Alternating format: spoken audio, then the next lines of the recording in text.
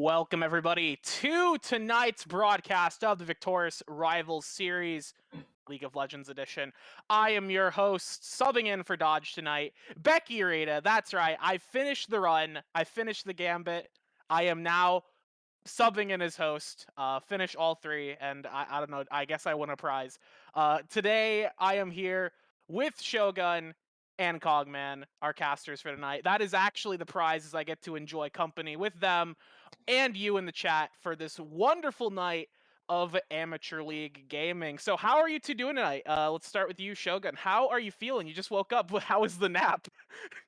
It was good. I wasn't really napping. I was more of just resting my eyes before we That's fair. started tonight, but I'm feeling great. I'm still feeling nice and refreshed after that one. I'm just excited to see some League of Legends tonight. Yeah, I mean, I'm always excited to watch League of Legends action. Kongman, how about you? You excited about League of Legends or other things? Oh, 100%. But I am most excited about Dorado Gaming being part of our feature match tonight. And they're already in chat going, OMG, Shogun and Kongman. Yeah, Dorado Gaming, famous for spamming the banter chat with the ASCII art of a dog and a tank. Both when they win and also sometimes when they lose, which I do respect. So, I am A-okay with that. They're very vocal. And of course, they're also playing against tonight another very story storied. They're playing against an org that is very well known within the Victoria space, and that is, of course, the Degenerates Esports. There are two rosters that they have, I believe, in the VRS. We are looking at tonight DER, so Degenerates Reformed against Dorado Gaming Kappa. Chat, you know what to do. Kappa Pride. As opposed to Group C, where there's also a Degenerates team and a Dorado Gaming team, and I was a little confused when I was looking at the groups because I just knew it was a Degenerates team and a Dorado team, and I'm like, wait a minute, something's wrong here. So Sure go with that. yeah, very exciting stuff. Love to see these two orgs go at it, and I'm sure it'll be an exciting matchup. Yeah, definitely have to agree. I mean, we haven't quite gotten to the predictions yet, but it sounds like we do hear a bit of bias from some of the casters here at the desk. Yeah, Never, the never any casters are bias. never biased. It never happens, True. especially not me. I would never be biased, but if you wanna buy my love, it's very cheap. I'm not very expensive. Also, I will blindly support you and be biased. Just kidding. So yeah, there's a lot of stuff that's been happening, and most importantly, I think to just get started here, this is a patch night. Yesterday we had a patch. Classic. Ah, So yes, patch this night. yeah, this league will be playing their series tonight on patch 12.17. And there were actually quite a few significant changes to a few different champions, and I think potentially we could see some shakeups in the metagame depending on what players feel comfortable adapting. For example, Hecarim now has a chance to be coming back into the meta as a really strong pick. Misfortune has an insanely high win rate right now. Huh. Uh, That makes a lot more sense now. I've been seeing so many crit misfortunes in my games, and I'm like, what is this? Who's going crit? Why is everyone going crit misfortune? That's so weird. That being said, they're still building collector, so they're still griefing their builds oh, somehow. True. absolutely. It's just wild, Well, but the anyway, collector's for emotional support. That's what it yeah, is. sure. They But actually hotfixed it and nerfed her W bonus attack speed. Fun fact. wow, already. We're already seeing it, and she's still got an absurdly high win rate. So I'm definitely gonna expect to see some interesting champions. So Kongman, have you looked at the patch much? What can you tell us about some champions we could expect to see tonight that we might not have seen before? All right, well, I am definitely not scrolling through it right now because I had work all day and Look, didn't have just a quick pretend. Just chance. just just pretend. Listen. The biggest thing I saw that I'm proud of is Trundle is finally getting nerfed instead of buffed. And let me tell you, like as a Urgot player, it is really good to see that Trundle W finally get nerfed. The biggest thing that makes Urgot struggle against a Trundle, suddenly it's like the W's nerfed, Urgot can thrive. maybe. He does it does have a longer cooldown, and it's generally the last ability you max on Trundle. I mean, I always go W second because why would you need the pillar, right? Pillar's not that True. important. But you do lose a lot of value on the 1 point W. The cooldown goes up 3 seconds, which is pretty significant. And it also will affect his clear speeds a little bit. He has less uptime on the frozen domain than he had before. So Trundle will not be clearing as quickly, and he will not be as dangerous in 1v1 skirmishes in the top lane. At least he won't be as dangerous as often. So that'll definitely free up some slots in the top lane and maybe make tanks feel a little bit safer picking their champion. Yeah, that is Other definitely something I can agree with. Yeah, otherwise we also saw a buff to Maokai, and pretty much everything about this champion got buffed on the patch, particularly to make him stronger in the jungle. But all those buffs also just make him stronger as a support. I was talking with Quintic last night on the Victoris Talk Squad, and he thinks that Maokai is going to become the premier tank support along with Alistar, even replacing Alistar as that sort of mid-rangey engage support. I'm interested in if either of you have any thoughts on that concept. Will we be seeing some Maokai supports tonight? Love me some Maokai. Always been a huge fan of Maokai and what he can do. I can kind of see where that would come into play, based on these changes, and I don't know. It's Maokai is one of those weird champions. I do like what you said about the mid range engage because I think that W tool is a very strong one for engaging it. That was actually not touched at all. It is more of like Hmm. making everything else a little bit stronger to catch up with that. So I mean, it seemed like for the support role, they kind of just made him better suited towards that, and less so of that like kind of poke with your saplings type of thing, and more so that engage style support that Maokai really should be as a champion.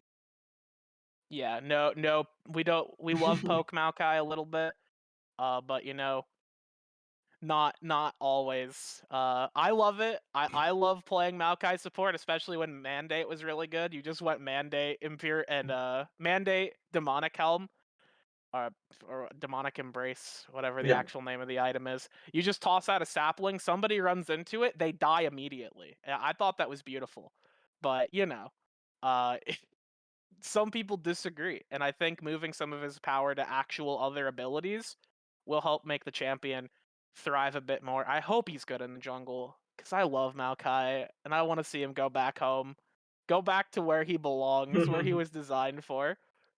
The general shall return, maybe, maybe. maybe. I, I'm personally not a fan of Hecarim, especially whenever there's also a Yumi on the same team, and then Oh, Hecarim is gonna be really disgusting, oh, and I know it is. Yep. almost every enchanter dodged nerfs. The only one who got hit was Nami. And So the big enchanters right now, none of them got hit.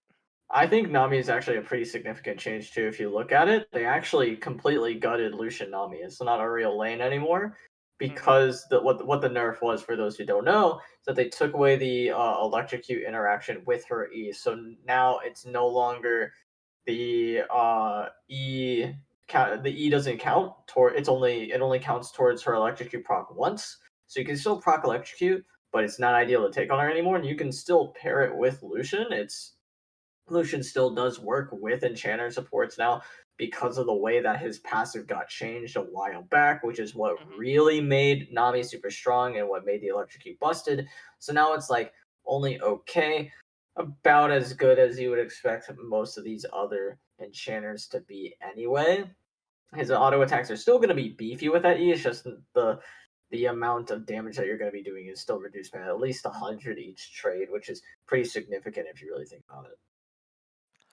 Yeah, and one thing I do want to point out, kind of going into a different lane here, looking at mid lane, a character that we Hmm. haven't really seen picked, like, I want to say ever in VRS is Cassidon getting a buff onto their Q. Hmm. Do you guys think this will potentially change anything in the mid lane with Cassidon potentially getting picked up, even with Ari getting a slight nerf on her charm? These changes are like they're copium. They're not gonna do a whole lot. Listen, listen. They We need everything we can. like Cassidy mains, they're taking what they can get because the moment this champion becomes good, he gets his kneecaps broken. And I feel like Riot and the players are very aware of how quickly Cassidy becomes a problem if he gets too strong. So the little changes, I do not mind them. I don't think it'll make Cassidy any more any better than he already is in the spots where you would normally pick Cassidy. Wait, It is nice though. Listen, Caston needs anything to get a castle win. Let's be real here. True. True. You know, I would rather watch Kassadin than some of the other more boring champions that you sometimes see in the mid lane. Speaking of Twisted Fate, got some wave clear buffs.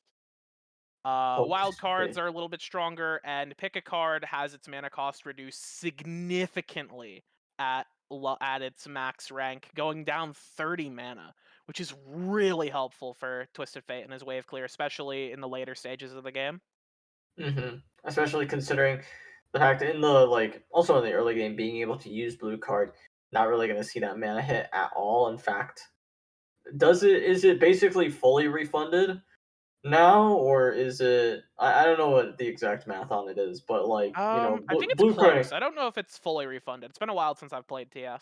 blue So card is essentially free. It always was yes. like free damage, but the fact that if they make it genuinely free damage, or you straight up gain mana off the trade while also doing damage is pretty nice. Of course, for the wave clear, you want to be able to use that red card as much as possible, but it's still really nice to be able to, you know, pump that out with the poke, or even use yellow card for less mana, which is not fun for most other mid laners to deal with. No, it is not fun. Not just mid laners, but also side laners. You know, Yup. they see the funny eye above their head, and they just start sweating. Uh, Rest in peace, bot lane. It's really just gonna be a bad time if you're a bot laner in 2022. But all of that said, I think it's time to get into predictions because these are some cool patch changes. Zanya's also is a thing that the Zanya cost increase is going to hurt a lot of those tank supports, those engage supports. But we're going to take a look at some of these predictions now. And I guess technically I didn't give a prediction, but you know what? I agree with whatever Braku put down for me. All right. I'll support So it. Whatever he put for me, I agree. So let's find out together yeah, who let's I'm find out what we supporting. were given. Whoa! Degenerate. Whoa. It appears Whoa! Shogun is It's also a a degenerate fan. while. I Sh- hold on. I haven't actually I never made my predictions. This is a lie all right. because I actually I did I message Raku that I was going to be a Dorado fan. So don't worry, Dorado. I will be your only fan today. well I have a caveat because I am also supporting Dorado with the caveat if they don't show up in the lobby, then I think they're gonna lose. That's my caveat. I feel like that's a fair That caveat to make. That's very So bold. That's a bold prediction. If you don't play, you thank you. lose. I think we're gonna have to try True. that out a little bit. The We're gonna have to figure caveat, out. the reason that caveat is here is because they're not in the lobby. I'll call you out, Dorado. Where you at? Get out of your ARAM They game. they're Come play in some chat. games. They're in chat. We just don't know I where they know. are. I'm sure Dorado Esports is in chat, but the rest of Dorado nowhere to be found. Your players MIA. Look, worst case scenario, we'll just play for Dorado. We'll just play for Dorado tonight. True. I am the Dorado gamer. That would probably be the worst case scenario. That would be the worst case scenario. That Look, would not be good. you're a former VAD player. I'm a current VAD player. We're both just gonna suck. It's gonna be really embarrassing. The And goal I'm is to not a player. the goal is to no longer be eligible for VAD. We're getting there. We are getting there. I am P4 now. We hit Oh, it. I'm actually climbing. I'm making it to plat. Nah. If I continue climbing, I'm I'll gonna make snipe it. you It's and gonna stomp you horrify back me. down. It'll be lit. Yeah, it's gonna be awesome. I cannot wait. But I'm supporting degenerates tonight because my man, epic divorce man Kyle Bixus. Gotta support the homies. Uh, I guess. And also uh, I believe in Krem. I'm sure Krem's good. Alcalora, I know that name. I believe in them. Let me look at Krem's accounts here. Actually, excellent. Krem's one account. Oh, they do play Hecarim. Oh, wait a minute. Oh, this could get interesting. This could get interesting. Could get Uh, interesting if Dorado shows up. We If gotta Dorado shows up, this is remember, true. everybody. Dorado and must show up for the game to happen. and Yeah, and good luck. speaking of Oh my getting god, they're here. Oh yeah, my god. All right, speaking of getting Dorado wins. interesting, we do have a special graphic that was created for us Oh yeah, we have a based off of prediction our graphic. predictions. Yes, Becky, since you have been here 3 weeks in a row and you seem to be taking someone's spot, if we can get these predictions shown up, you have been officially added to the VRS You know predictions what? total. Even if I'm not here, I'm gonna keep sending in predictions, so we don't have to change the graphic. It's all right. I do Oh, enjoy the question mark pings on a Dodge and Shoguns for yeah, the weeks they weren't here. it happens to the best of us, but right now you and I are both 1-1 on predictions. I believed in the Quacks last week, and you know what? Camcom betrayed me, and then Camcom betrayed me again on Monday when I couldn't play with the VAD team, and they won because I wasn't there. Thanks, Cam. I'm just kidding. You're a good friend, but I think that tonight I will be going in a positive direction. I believe in degenerates. I'm thinking I'm gonna get it. I trust the process. Joel Embiid said that I don't once. know. The So process Shogun. failed him. What's up? So for the tiebreakers part, what do you think is going to be like a 2-0, 2-1? What are we looking here? Oh, for tiebreakers. Yeah, we got to worry about that part. I'll say a 2-0 so I can go watch Thursday Night Football. I'd appreciate it. I'm sure Who's everybody playing? wants to make it Bills and Rams, so it's actually a hype No, matchup. What do you mean? What do you mean? Pff? You don't follow football if you think that's a pff matchup?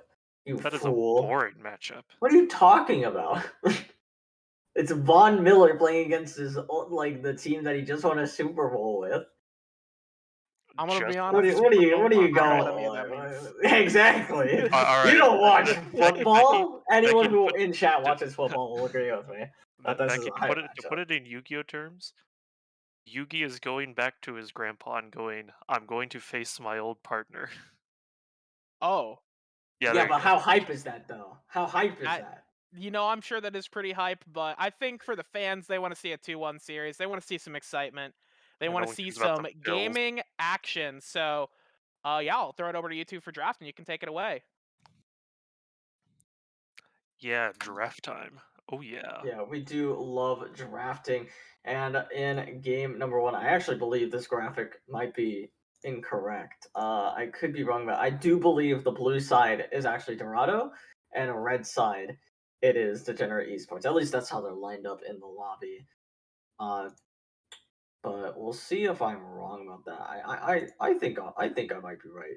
I think it's getting fixed now though. So either way, does not matter. You do see that Seraphine ban coming through. Seraphine's still pretty broken, still pretty annoying to deal with, whether it be an ADC or mid lane. Olaf getting banned away from Cafe. Don't want to have him on a champion that can run over a game, and that champion can do just that.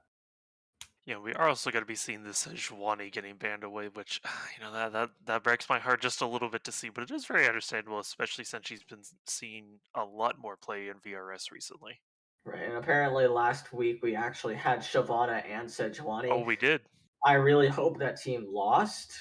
I No, don't they know. won. That's unfortunate. That sounds like an awful team composition to be running with. But I mean, hey man, if it works, it works. So we can't really fault them too much there. As a Yumi does get banned away, that's something I'm sad to see. We love to see Yumi in our games, especially with the new build. People running Luden's Echo on Yumi. That's what makes Oh, for a fun beautiful. game. Yeah, no, it's pretty crazy watching a Yumi quarter HP with her Q, and you're left wondering where did the game go wrong. And Where did the game it go wrong? started well on the other team. Bro, you know Yumi is so good whenever Yumi was featured in Players. I mean, that was a good episode, you know? It actually made people probably like Yumi a little bit more. Don't cover Rammus. Nobody wants to see that. Sivir just got nerfed. You're not gonna play Sivir. No. Yes, Bad do Rammus. it. Bad No, Rammus no. is not a real pick. What do you I mean Rammus is not a real pick? See, now you're teasing him. exactly what I said. Okay. Now that's see Oh, Hecarim's a there it real pick. is. Hecarim's a real pick. I think they hovered it, or like in general, Hecarim is just what makes the most sense. And I gotta agree, yes, Yumi is banned, but Hecarim's not just strong because of Yumi. Hecarim's actually just pretty strong in general right now. And when Hecarim is strong, I think it's always smart to kind of try and abuse that. Now on the red side, I imagine we'll see an answer to the jungle. I think Trundle's still pretty strong. A decent answer to it. Mordekaiser's also fairly strong into it, I think. Being able to ult out the Hecarim before he can do any realistic damage is pretty nice. I don't think Hecarim's ult will cancel Mordekaiser R. I don't think that's how I that works. think Mordekaiser can intercept Hecarim if he's mid ulting, but I don't think Hecarim's Yeah. ult cleanses the ult. Yeah, I don't think I don't know if he can click it while he's ulting because he's unstoppable, but I don't know exactly how that interaction works. Yasuo being hovered, maybe even locked in. There it is, some synergy there.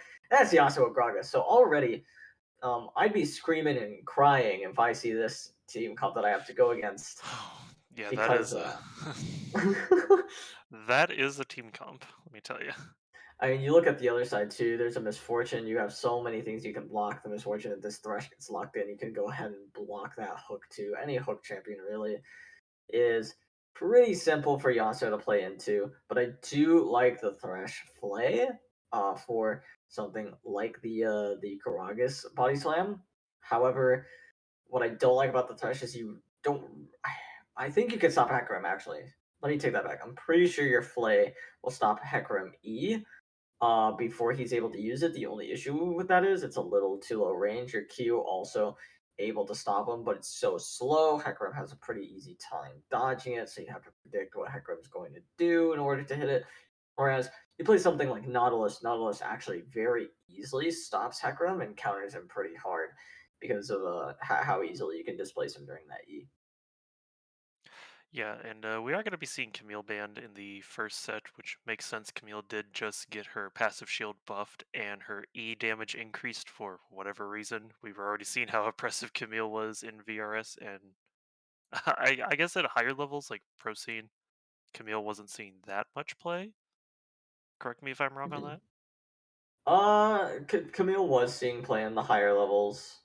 For sure. She was played in the matchup between C9 and either 100 Thieves or C9 and who was it that they beat before that? EG, I think it was. It was one of those two where Fudge played some Camille, popped off with it. So Camille, I think, is a pretty reasonable pan, depending on what you want to go. You want to go something like Ornn, makes it pretty easy to lock in. I will say that Fiora also being banned away makes this Ornn a very free pick. You imagine that that's probably one blue side wanted to go here. They definitely like the idea of being able to go Malphite for their team composition.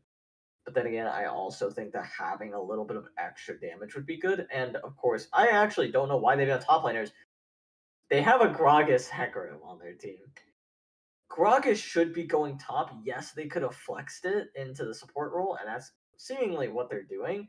So I guess that they kind of sniffed that one out. They yes, Gragas Uh, can play support. That they're flexing it there. There's no.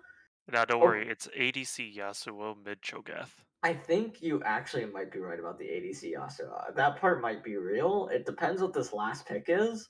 I think so far I'm not impressed with the second half of this draft from Dorado. I must I, say. I am enjoying the three top laners being floated. I Two and a like the half top Corki. Uh, what do you mean 2.5? laners. Don't try to say Corki is. He's a ranged top laner. Okay, there's literally another champion. There are two other champions besides Corki that make sense for to go top lane. Every single champion on this team besides Corki can reasonably go top lane. Corki's the only one that cannot reasonably go top lane. Any character you can go top lane if you're good. Yeah, let's watch the Yumi go top. See That how I will long it do that lasts. after this series. Let's get a quick Okay. 2-0, and then I will go Yumi top. I don't doubt it in a ranked game. You need to be willing to spend LP on this bit. In a ranked game? Oh hell yeah! I Yeah, don't care about my ranked. there you go. Do you care about 9 other people's ranks? Because 4 of them are about to have a bad time, and 5 of them are about to get inflated. That is a-okay with me. Let me tell you. Okay. They're saying it's Yasuo jungle. I'm gonna doubt that heavily. Yeah, I would love Uh, to see Cafe play Yasuo jungle. That it is would something new for me to watch. it'd be fun, I must say. Now they're trying to say Thresh top. All right, they know me well. They They're know what I saying like to see. something. Corky I'm jungle. waiting for we're waiting for the enemy team apparently to say R, or one of the teams to say R, and they're trying yeah, they're trying to start all right, they're being very silly right now. I think they should just start it personally. As there we go, they just forgot to say R. Classic insert team name here. I'll never say which team wasn't readying up. But their name rhymes with Dorado Gaming. Hmm.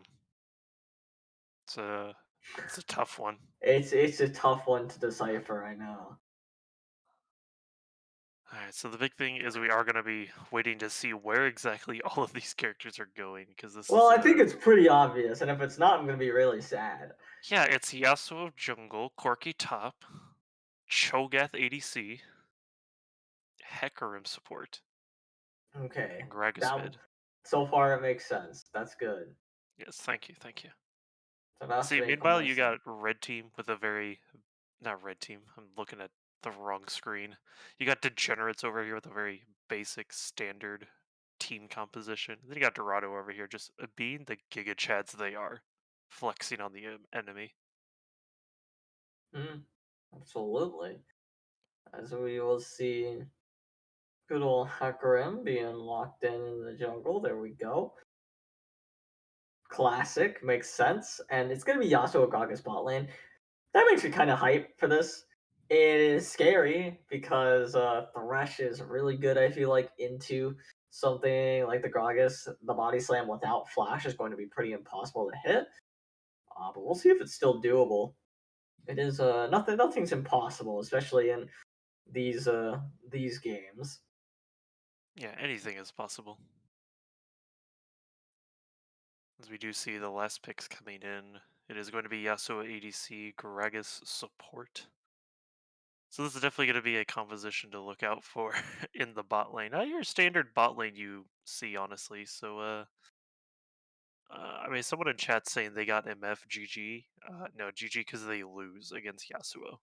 I So mean, good. honestly, MF being so broken right now, her crit build's really strong. I would be excited to see people going crit a little bit more, and I'm sure like going lethality is pretty troll right now. So, but we'll see how well it can do this time around. I will say that misfortune into Yasuo is always going to be a little bit painful, but I do think when it is crit misfortune, it's actually a little bit better because you're not really playing around that ultimate as much. Yes, you can still play for that ult, but you do a lot more damage even without it. Your W, or sorry, your autos are going to do a lot more. Your Q's going to do a lot more. Your Q's a lot faster now. Your W attack speed is still a good bit more as well. So being able to pop off with just purely your auto attacks makes it a lot easier to play around something like a Yasuo. Yeah, I definitely want to say that I think the big win condition for Dorado is it's going to be, I believe I want to say Hecarim trying to push everyone into the Corki ults, and then potentially Gragas setting up Yasuo, and then you just got Cho'Gath tanking as Cho'Gaths tend to do.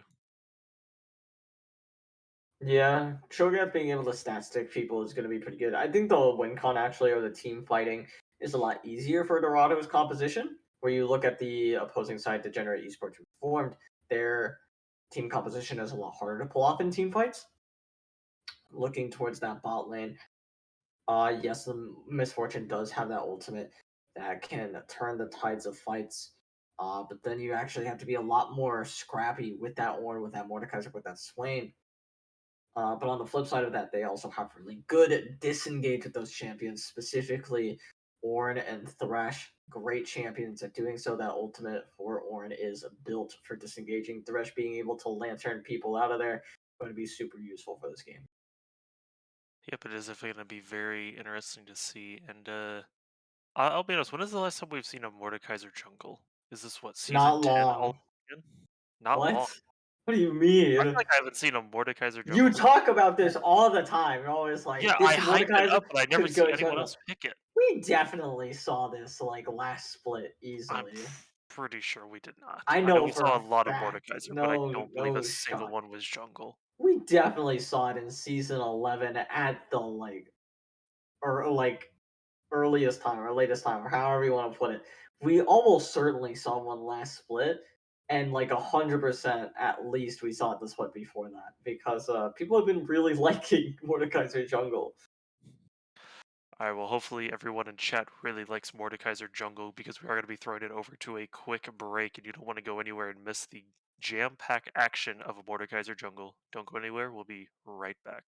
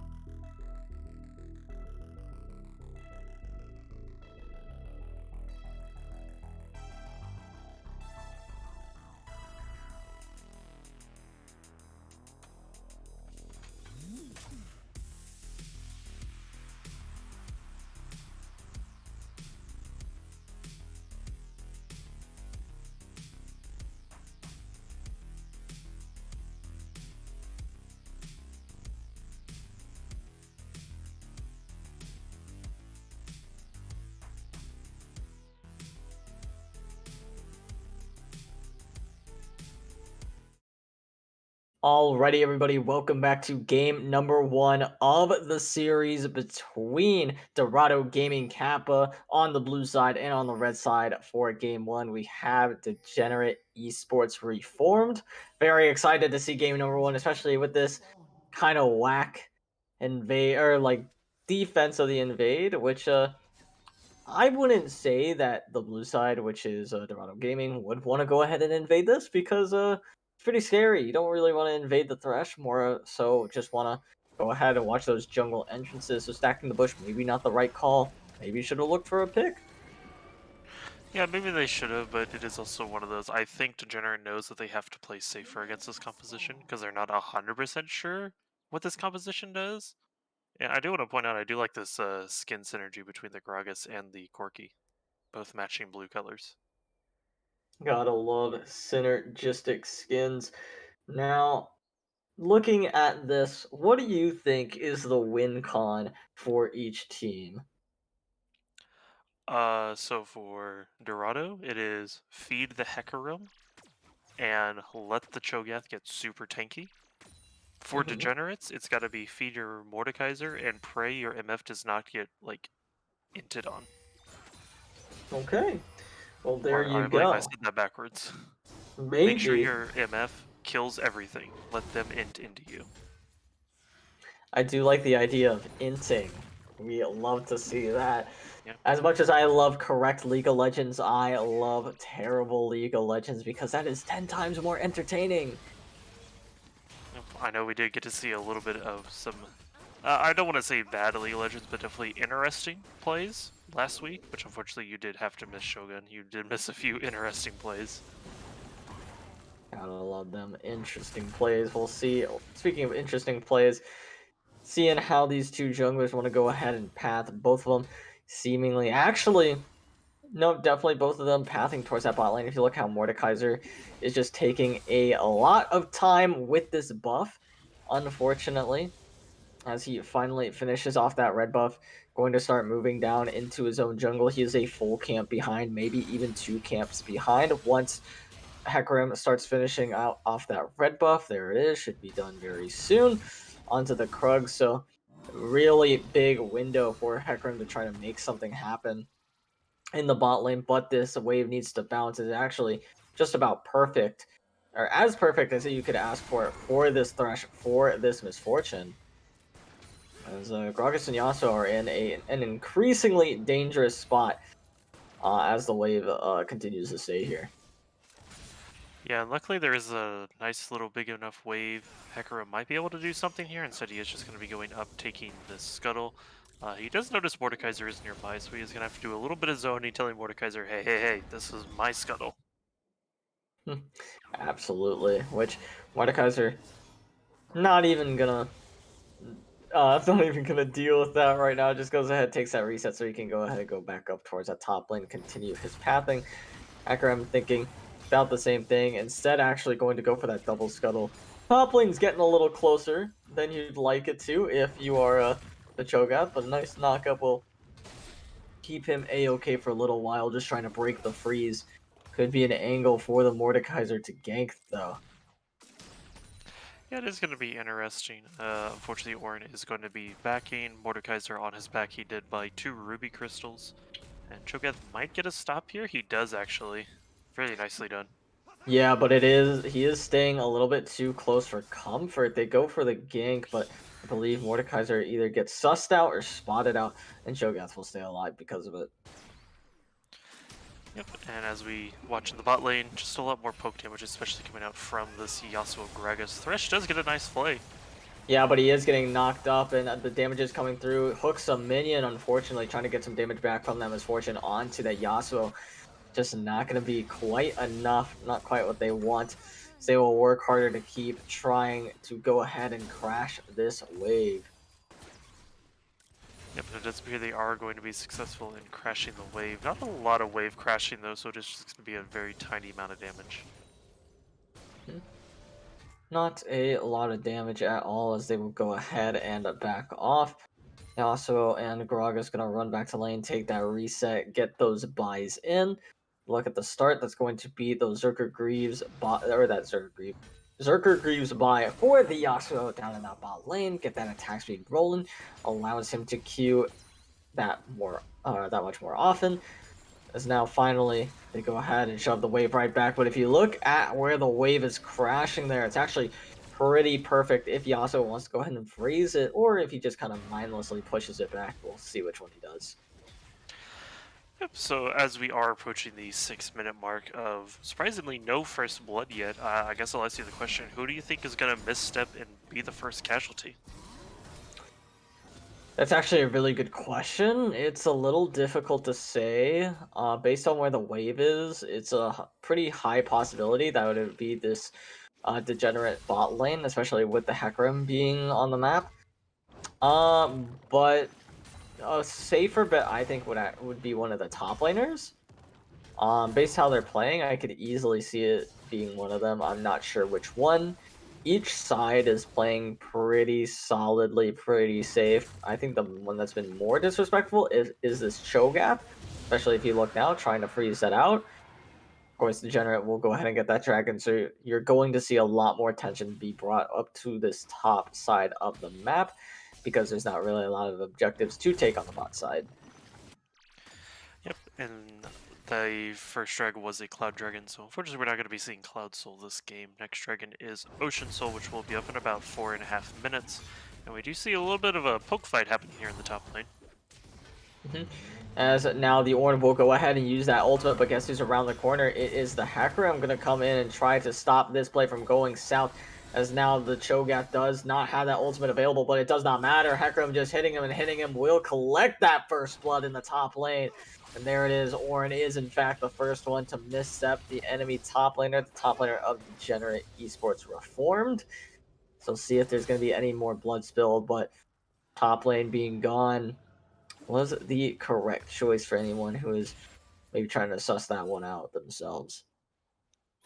Yep, definitely want to say very good prediction there from Mr. Shogun himself. And now we do see the bot lane kind of staring each other down. We might see this Misfortune potentially getting a little impatient because she keeps walking just a little bit closer every time this Yasuo steps up. Yeah, and there's the flay. It looks like they could get the kill. That's going to be a nice hook from the Thresh. There's the kill, as now Yasuo going under the tower, finding the kill onto the Misfortune, just barely making it out alive, and will run away very easily, getting out of that one, as that was a scrappy fight, a very dangerous fight to take, but Yasuo had no fear at all of that tower. Yeah, I think this is the power of Arch. I feel like Arch just kind of turns his brain off whenever he goes into a team fight, and he's like, yeah, I know I'll survive because I'm just better than you. Absolutely, and He's still going in. yeah, he still wants to try to make something happen. Realistically, just trying to crash that wave. Does a good job of it. So really nice stuff from this Yasuo. Maybe we'll see a little bit more once he gets back to lane. We'll see exactly what he buys. Has that Noon Quiver, so I think he has 100 gold left over, so I think he had about 1,400 gold in his pockets to go ahead and spend on that one. You'll love to see it. Of course, the Misfortune coming back with Noon Quiver and Pickaxe, a little bit more damage. But if you take into account the attack speed and then the cooldowns that he gets from that attack speed, Yasuo might end up doing a decent little bit more damage in this lane. Yep, and we do see the pinks coming in for the bot lane. Hecarim is currently coming. Misfortune is not in a good position by herself. Where is your support? No, she has no flash either. There's the body slam. Immediately gonna use 2 ultimates to collect that kill. Hecarim's gonna take that one away. Could have given it over to the Yasuo, but we will still take those. Dorado Gaming off to a pretty hot start in game number 1. Yep, Dorado with a nice 3-1 lead, about 2,000 gold in game 1, looking pretty good. Cho'Gath's attempting to possibly get something on this Ornn here. Looks like they're just going to be trading a little bit more damage once again. Yeah, but there's that ultimate. Now we see 3 members on the top side of the map here. If you can include Ornn, it is 4. Thresh wants to make something happen, but they're like, no, let's just go ahead, take this Rift Herald down. Thresh was not quick enough to react to that. Cho'Gath's going to get knocked up here. Hecarim actually wants to go ahead and make something happen. I don't think it's very legal. There's just too many members. Maybe you could run in and get it, but no, they're going to be able to secure that Rift Herald pretty easily. That's all they're able to do, not wanting to risk a top lane play. They just want to take the safest option here. Misfortune, though, in a lot of trouble if this wave gets pushed under tower. She could easily get dope. Thresh is on his way to save his ADC. And we'll see what ends up happening. I believe they have vision on the Gragas. He goes in and hops over. And Misfortune gets to live another day. Yeah, I was enjoying watching the Misfortune and Gragas just standing there staring at each other through the fog of war. Unfortunately, Gragas not knowing he was on a control ward. Just kind of interesting whenever you watch two players stare at each other through the fog of war, not knowing there's someone there. Yeah, just a little bit. Here's the ultimate as they're going ult right onto the Misfortune. Misfortune still no flash. Will go down. Gragas is going to pick that one up, but a nice hook under the tower. The Zanya is going to be next. The box will be put up. That's going to be the kill going over to the Thresh. A consolation prize at best, but both kills for the side of Degenerate Esports are on the Thresh. You got to imagine that is not where you want your gold to be. I mean, at least someone is getting kills in the bot lane. I mean, sure, we do want it to be Misfortune on the side of Degenerates and not Thresh, but I mean, hey, at least someone is doing something on the side of Degenerates. Very true. There is at least some kills going over, but it's still not great, as now we're going to see that Mordekaiser ult trying to find the kill onto the Hecarim, but Hecarim is absolutely wrecking shop. Trying to find the kill, but he finally gets taken out of that ultimate. Here comes the ultimate from the Misfortune. The bolt time is going to do a good bit of damage, but they are able to find the kill onto the Hecarim, so all of a sudden this could be the second drag for Degenerate Esports. Will they be able to actually go through with it is the question. It's still a 4v4 situation because our top laner is here. Ornn is very slow to this play. The Q is going to miss from the Cho'Gath, though, as now Yasuo going in, gets played back, is getting kited out. That's going to be one kill going over to the swing. Knockup comes in finally, but it's not enough because the Yasuo is now dead. The rest of Dorado is on the run. Corki has no package anymore. I had to use it to get out. As now Gragas wants to find a way back in, but it's just not legal. Degenerate Esports fight back, get a few shutdowns as well for their trouble, and are sitting very pretty in this game, taking it away from Dorado Gaming. And Misfortune was finally able to pick up her first kill of the game. She is currently sitting on about 1,500 gold, so we should be seeing her back momentarily, probably whenever she collects this wave and a half. Absolutely, that's going to be a nice crash from this Rift Herald. Giving over some gold to the jungler of Degenerate Esports. As now we'll see Cafe clearing a ward. Great gameplay, of course. As now, maybe they can find another kill onto this Misfortune. She immediately flashes, and guess what? That flash being down means that she's going to be extremely vulnerable once again for the next 5 minutes. Yep, it is definitely going to be interesting to see how this Misfortune is going to play without a flash. We do know that whenever Yasuo sees Misfortune without a flash, he all-ins and kills her so far 100% of the time. Yeah, absolutely is. Now, gonna try to do something, look for something. Not really a lot to do besides take away these wards, and that's exactly what their plan is at the moment. Maybe collect some plates, but Dorado Gaming, luckily for them, their team composition scales pretty well. So they haven't quite thrown the game, but they did make it pretty unnecessarily hard for themselves after that entire Dragon fiasco. Yep, fiasco is definitely the best word for it. As now we see Yasuo just kind of hanging a bot lane by himself without his support. You probably don't want to be up that far, especially if the Mordekaiser's nearby. Absolutely is. Now, we'll see exactly what they can do to stem the bleeding a little bit, or if Degenerate Esports can continue to further this lead, but it does look like the bleeding has stopped for now for the side of Dorado. Yasuo wants to go in. Hecarim is here, but guess who's here on the other side? Mordekaiser, the teleport is coming through from Ornn. They got a nice hook onto the Hecarim. Hecarim in some trouble, has to ult away. A nice knockup. The Ornn horn was sounded. That knockup right onto the backline. Not the backline quite, it is the Mordekaiser, Yasuo, and Mordekaiser dueling it out, but Ornn's gonna get one kill. Yasuo is gonna be fighting an army and gets taken down! This bot lane now for Dorado Gaming is getting absolutely exposed. Yeah, very unfortunate for Dorado Gaming. They had a really good early, first game. Not first game, but, start of the game. And now it seems that the tides have turned, and yet this Misfortune is actually finally picking up kills, has already picked up her Kraken Slayer, and looking pretty good, actually. Yeah, now is where if you're a Dorado fan, you might want to be a little bit scared about how this game is going because they're throwing a lot of the lead that they got in bot lane to the point where I would consider them to not have a lead. Then again, if you want to spin it for Dorado Gaming, you could go, wait a second. This is the 10 death power spike being built up by Yasuo. So Copium is True. still there, and we love to see that, and it still could be true. Yasuo always has the ability to get those 10 deaths, and we love to see it. However, I don't know if that would be a good thing in this game, other than for the lols, for the meme. But the good news though is that the gold lead is actually pretty close, and as long as the gold lead is still close, it's still Dorado favored, I'd say. It'll take one more solid fight for me to really be like, all right, Dorado needs to start playing a lot better. Realistically, they need to be playing better right now. That's a nice hook onto the Hecarim. They want to go in on it. Lantern over. They want Cafe dead. Cafe is inting. He is dead for the second time this game.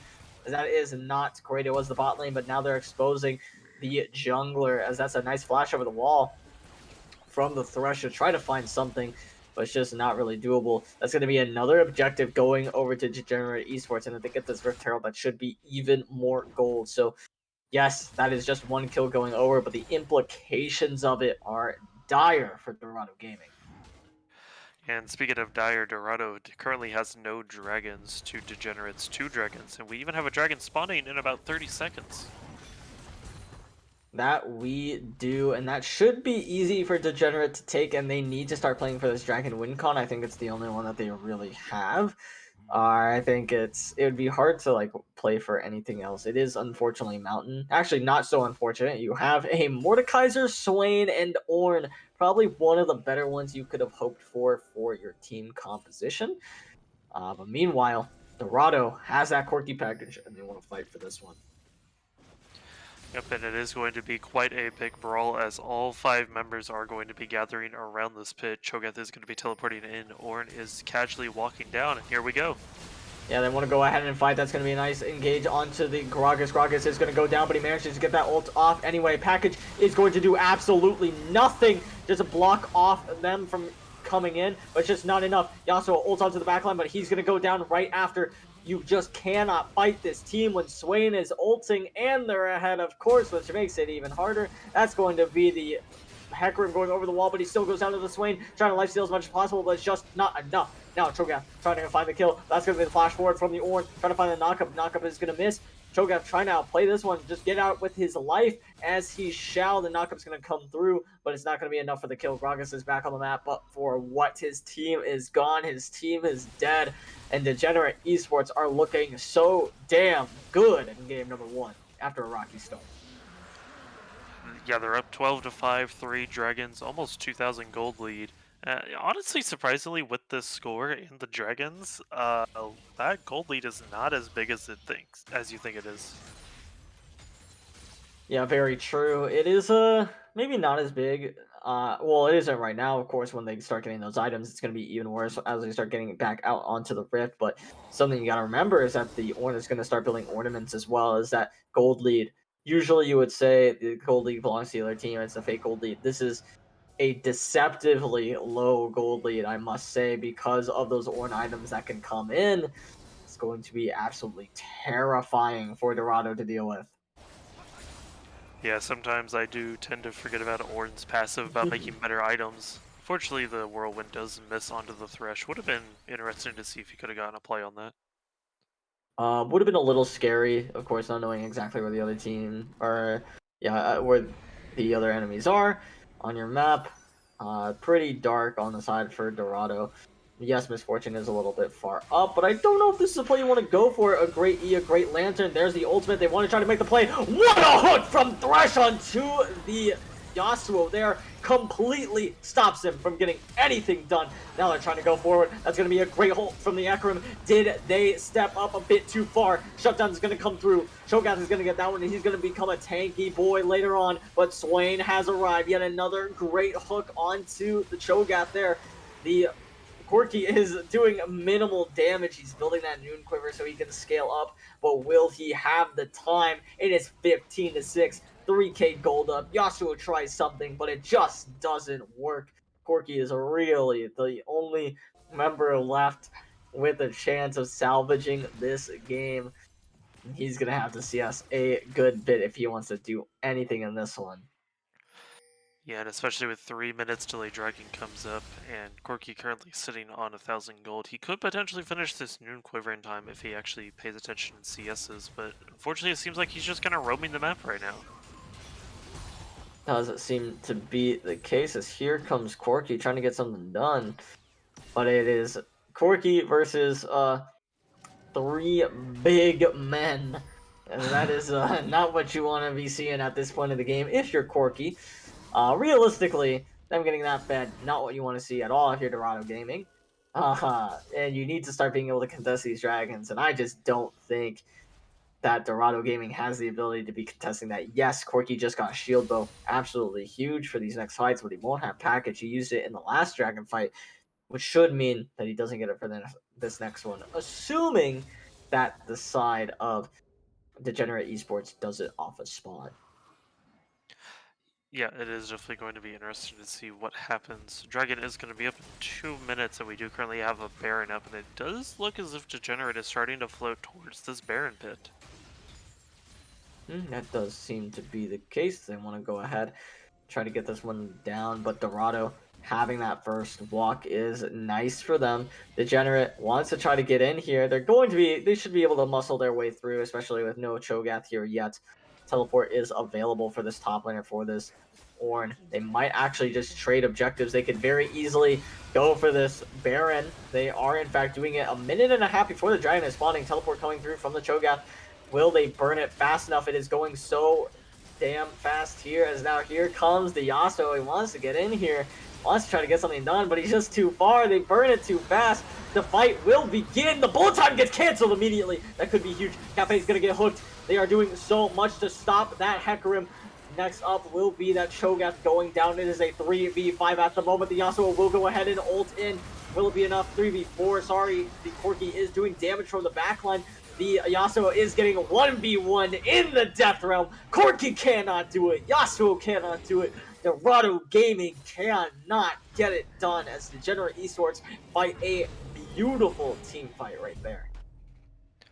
Yeah, Degenerate Esports doing a really good job, not panicking whenever they got Yasuo ulted, not panicking whenever they even got Hecarim ulted, just staying calm and going, yeah, this is fine. We're a lot more tankier than they are, and they just don't have the damage to kill us.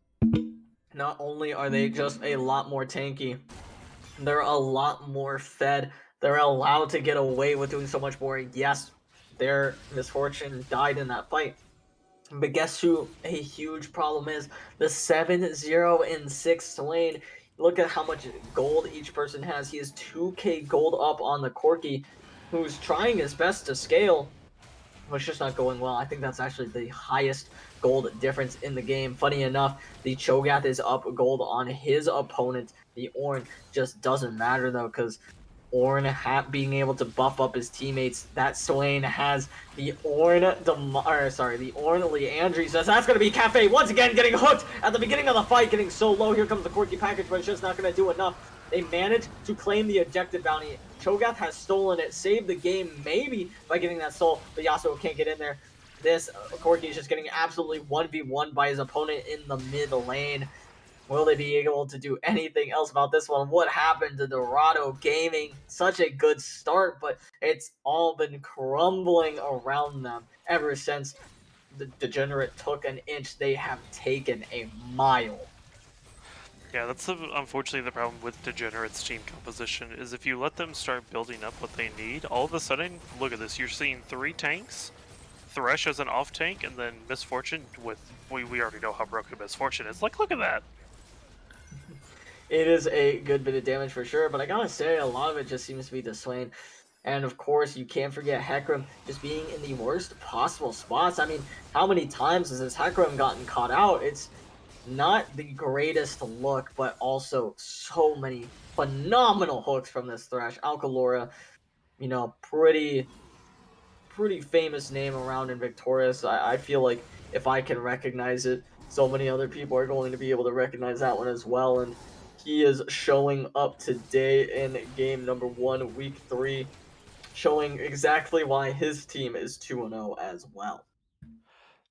Yeah, like if everything were to end right now and we were supposed to go to an MVP poll, I would probably definitely throw my vote into Alcalora because Yeah. don't believe I've seen this Thresh miss like more than 20% of their hooks. I would think it's even less than that, actually. I think he's missed less than that for sure. I mean, he's just been absolutely popping off down in the bot lane. I would say he's actually got like at least a 50% hook rate, if more.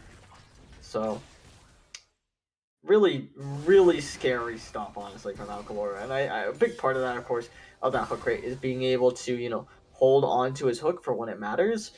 And something really impressive about his hooks as well is that he's been fighting hooks of people like mid movement, mid like dashes. The Yasuo ulting and then trying to dash forward immediately, getting hooked out of that one, not allowed to play the game. And Thresh going to be a big part of the reason that they win, assuming that they do. Right. Yep, so as we watch around the map of people just clearing wards, oh, there's another hook landed. Yeah, of course, he just does not miss. Alcalora right now is automatic. Gonna try to find another one. 2 in a row would have been rather impressive, but the streak ends there. Unfortunately, will he be able to get anything done in terms of denying more vision? Does not look like it. Just existing right now is denying them vision, though. Yeah, definitely a big key factor, and we are going to have Baron up in about a minute and a half, so it is currently a big fight for vision in this river to determine who's going to get this Baron, and I do believe that if Degenerate picks up this Baron, I believe that's just GG's. Yeah, it would not be great for the other side. I think they could get Baron, they could get a Dragon. Realistically, both these win cons are completely reasonable to work towards. Now, the question is, what can Corki build? What can Yasuo build before this next fight? Because they are the win conditions for the team fight, being able to get their damage off. And better yet, can they team fight properly? Are they going to be able to actually take a real 5v5? Because recently the fight has looked like Hecarim getting caught out, someone getting caught out, and then everybody else tries to salvage the fight after, and it just doesn't look pretty. Yeah, I don't believe that what Dorado has can 5v5 Degenerate. I do believe what they have to do is they have to stick together and hopefully look for someone playing way out of position. I happen to slightly disagree. I do think that their team composition has a better chance of 5v5ing if you are able to get into if you are able to bait out the Swain ult and then wait it out afterwards. I think it's very doable. The key is, though, to be able to get Swain to pop that ultimate. You need to be able to engage on top of him and get that ability out of him, or else you can't 5v5 from there. I do agree. As long as the Swain is this strong and is allowed to keep using that ultimate, it's pretty scary. But other than that, I mean, you're able to get that cooldown out of him. Fights are pretty winnable. Yep, and speaking of fights being winnable, we do have a big fight coming up here in about 10 seconds for the chance of Soul Point going over to Degenerate. Speaking of the 5v5, here we go. That bullet time is not doing a whole lot, but here goes Hecarim. The Swain finally ults. That's going to be a Thresh hook that misses, but it does not matter. They are just wreaking havoc right now. Yasuo is down. The hook is just barely going to miss. Itchy Rat running for his life. Should be taken down here before the Dragon. That's going to be a backline kill for the Corki. Corki able to find one is important.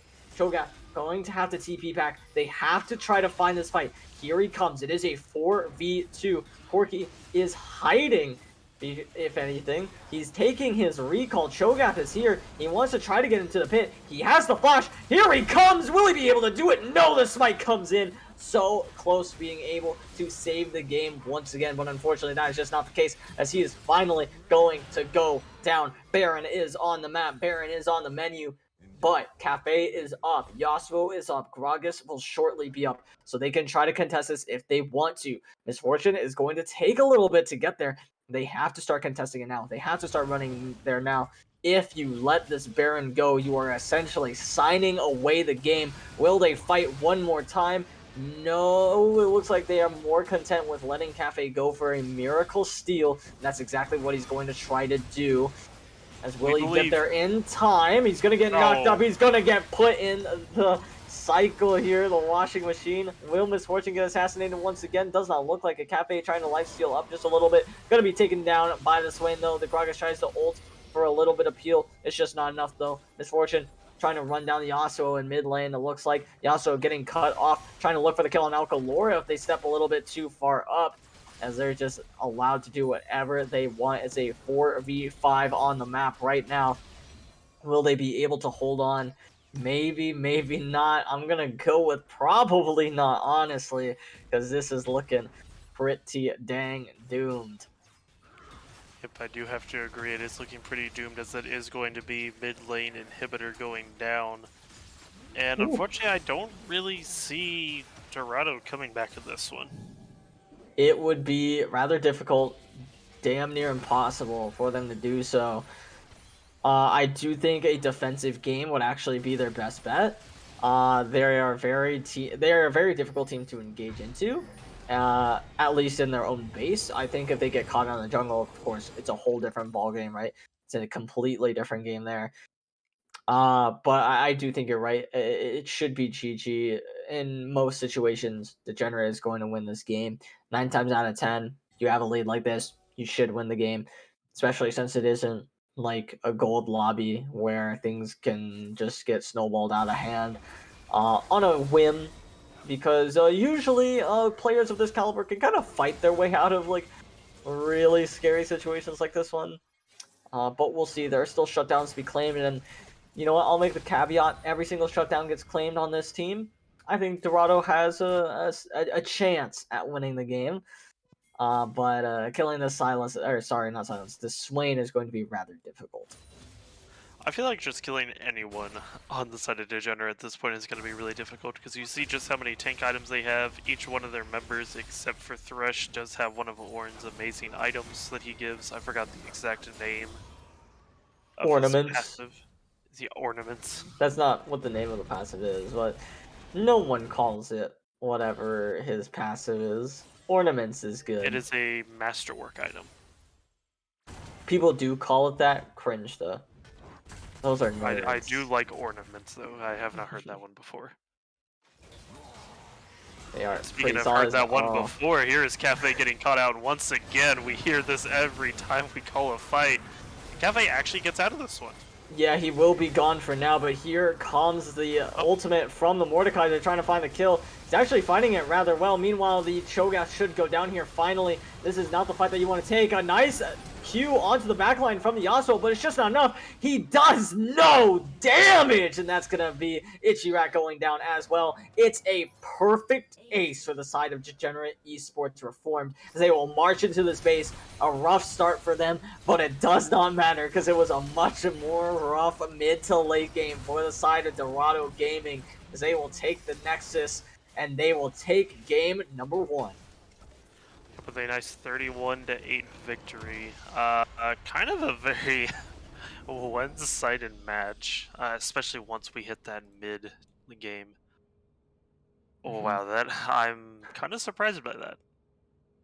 Yeah, it was a little disappointing, I gotta say, especially seeing how competitive the early game was, and that's the main thing I want to point at.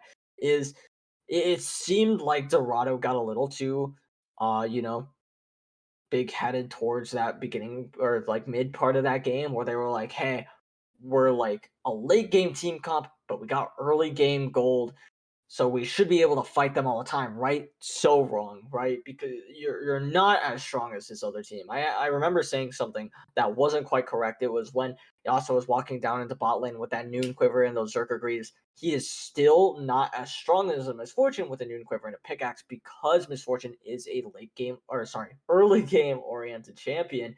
Especially this iteration of Misfortune does so much damage with press the attack. You really can't fight that if there's a 3v3 situation and Thresh is, landing pretty much everything. And that's what it seemed like the Gragas and Yasuo wanted to do, is they wanted to fight at all the time.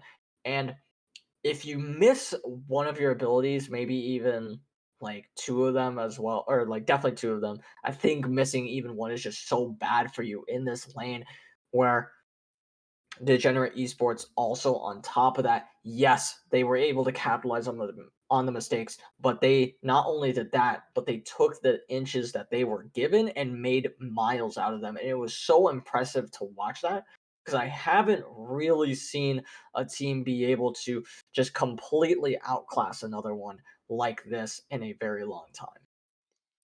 Yeah, I definitely have to agree with you on that. So, of course, I guess the big question is what is Dorado going to have to change up with their drafting to potentially really turn this around? Because I don't want to cast a curse, but I don't think you can get worse than that. I mean, you look at the draft, right? The draft actually looks pretty good. Maybe draft a real ADC is the only thing I would like have a caveat with. But you had Corky the entire time, right? Like you had a person who could provide that DPS. I actually don't think it's the draft at all. I think you go back and look at it. You look at the gameplay of these players, right? And it's not what it should have been the entire game. And if you have your coach and call, you really got to be scratching your head, and you're like, that's not this is not what this comp can do, guys. You guys got to play at least a little bit more respectful. And, I think the way that you fix this game is you look at the gameplay, not really the draft. It sucks sometimes because you want to be able to point out the draft, right? And say, let's change some things. But at the end of the day, I think this was more of a gameplay issue than anything. Yep, and it is definitely going to be an issue we're going to have to see if they can resolve in a quick moment's time. But before that happens, we are going to be throwing it to a quick break as we get ready for Game 2 between Dorado Gaming Kappa and Degenerates Reformed.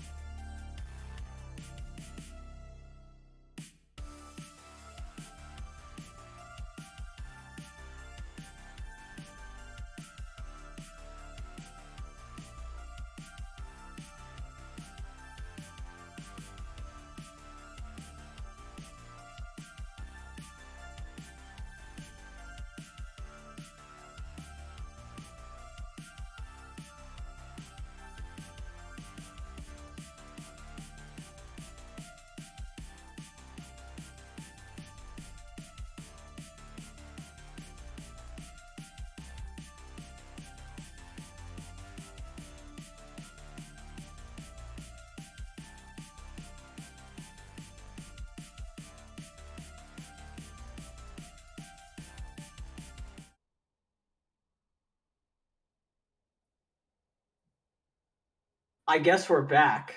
I think someone said that they were using the restroom. I don't know if that's true. Someone said that they No, were I am gone. here. Oh, well, I don't know who's supposed to be doing the intro because usually I don't do these. So that's not my bad. That's someone else's bad.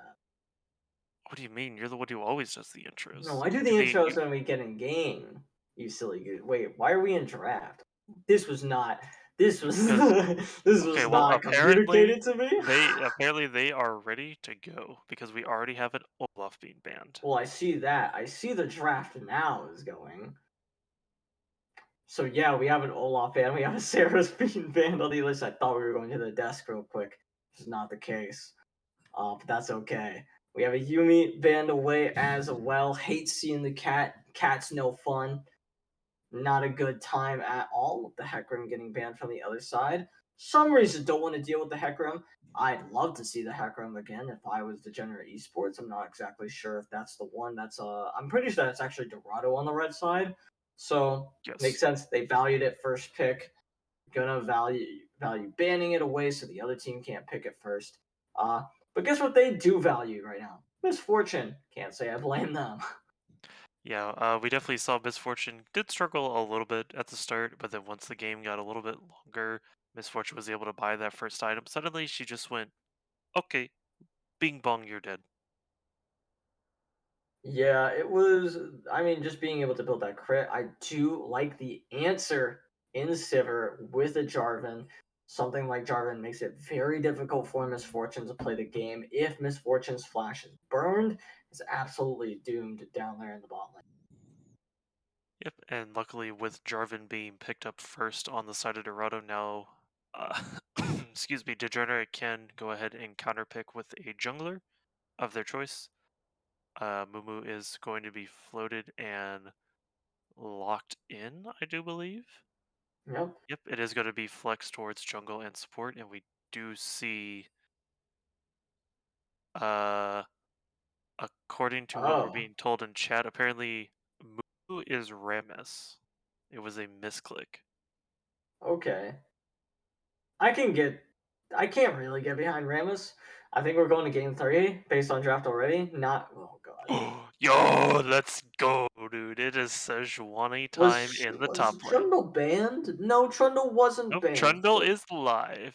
Immediately slammed Trundle top. I'm pretty okay with it. I think picking Sejuani without banning Trundle, very grief. I'm already liking the Rado draft a lot more this time around, assuming I'm correct. I imagine I'm correct about who's on which side. I am correct. Okay. So Yes. picking Dorado is on Trundle the here is red side. not fun. Not fun for the Sejuani. Not fun for a Mumu. Listen, it'll be fine. Trundle did recently get nerfed. Sejuani has not been changed in like 1,000 patches, minus the durability one, where basically all the tanks got uber buffed for no apparent reason. Hmm? Though we do see Dorado banning away the Swain Thresh. I guess those were the two biggest threats they noticed on the side of Degenerate Esports, which I kind of have to agree with. Those are some really good target bans. Hmm. Absolutely, as we will see. What exactly they want to go ahead and ban away last from the side of Degenerate. It will be the Vex. We'll see which side they want to go ahead. I imagine you go ahead and pick your support here, assuming that somehow you haven't already picked your support. That's not a support. That's not a support either. That could be mid lane. Honestly, both could be mid lane. We could just see Disco Nunu mid. That's not what Disco That's a Nunu is. support. Sure, we could consider that a Oh, support. See, now that's a real support. you know, That's Dorado that's really likes to reasonable. debate us. Yeah, but no one believes it. No one believes you're playing Rise or Nunu. Those aren't real champs here. Rise is a real champ. Let's be real No, here. no, he's not. He's so bad. People want to int games with Rise in them so that he has an even lower win rate, so they can rework him. And Pretty people who sure play you're Rise, no, people who play Rise only play him to int game. If you see a Rise in your game, you need to dodge because they want to lose. Okay, that is called a bad take from Shogun. We will see What? those every week here No, on no, no, no, no, Thursday. no. No, no, no. You clearly don't know League memes right now because literally the entire Rise subreddit is dedicated to lowering Rise's win rate right now. This is a real thing. This is a real thing that is happening. People want to have Rise reworked. See, you are not cultured, and that's okay. Like we can say that. Like we can admit that sometimes. If you don't know the meme, Oh, just say you don't know the meme. and yeah, that's what I was afraid of right there was the Silas. I saw the Vex ban and I'm like, that should have been a Silas. Oh, listen, I understand the meme, but we are professionals here at that's VRS. that's not true. That's Yes, inaccurate. you're That's not inaccurate. true. I don't know. I last time I remember talking about Shavana body pillows, bro. I And like don't I don't know, remember I that don't know, I don't conversation. know if you recall the entire Shavana conversation. That was very professional. You might be right. For certain. Oh, do remind me of this a conversation we had. All I remember about that part is that Dorado said they were gonna send me money to help pay for that. Which, speaking of Dorado, my PayPal is still looking pretty dry at the moment. I think all of our PayPals are a little dry at the moment, but that's okay. We will survive the winter. It is what it is. Who might not survive the winter is the degenerate comp because of what they have to deal with on the other side. Now, last game, also thought that Dorado had a pretty usable comp. This composition, I think, is actually a lot better in terms of competitive viability. That being said, misfortune was gotten by degenerate, so honestly, GG. That's just the way it goes. Yeah, I kind of hate how League is currently in this weird position where you just have to auto ban Misfortune, Hacker Room, Seraphine, Olaf. Those are all fun champs. Though. I think those are all pretty interactive champions. Yeah, and apparently, Yumi is an auto ban, especially this match. I understand why Yumi allows you to play a lot of different style of champions. I'd say Lulu does it as well, but Yumi does it a little bit better. She is the reason Yumi, of course, being so broken is even though she got nerfed, she is still an enchanter that you cannot target in fights, and that is something that is so annoying to deal with. The caveat, of course, is that the cat can only really heal one person at a time, and only one person at a time effectively. Yes, you can bounce around, but there are opportunities to CC the cat when that's happening, and you'd have a lot of CC on this Dorado team to be able to do that. Actually, both teams had a lot of CC that would be able to harm the cat. So either way, though, a cat being slotted in on either one of these teams would have been pretty annoying for the other one to deal with. Uh, Something for Sivir that's going to be unfortunate is you really do like playing with an enchanter. I think Lulu Sivir is actually so broken. If you don't know like how fast Sivir can go, for instance, I saw Sivir kiting out an Udyr, which should never really be illegal, but the fact that it is absolutely awful.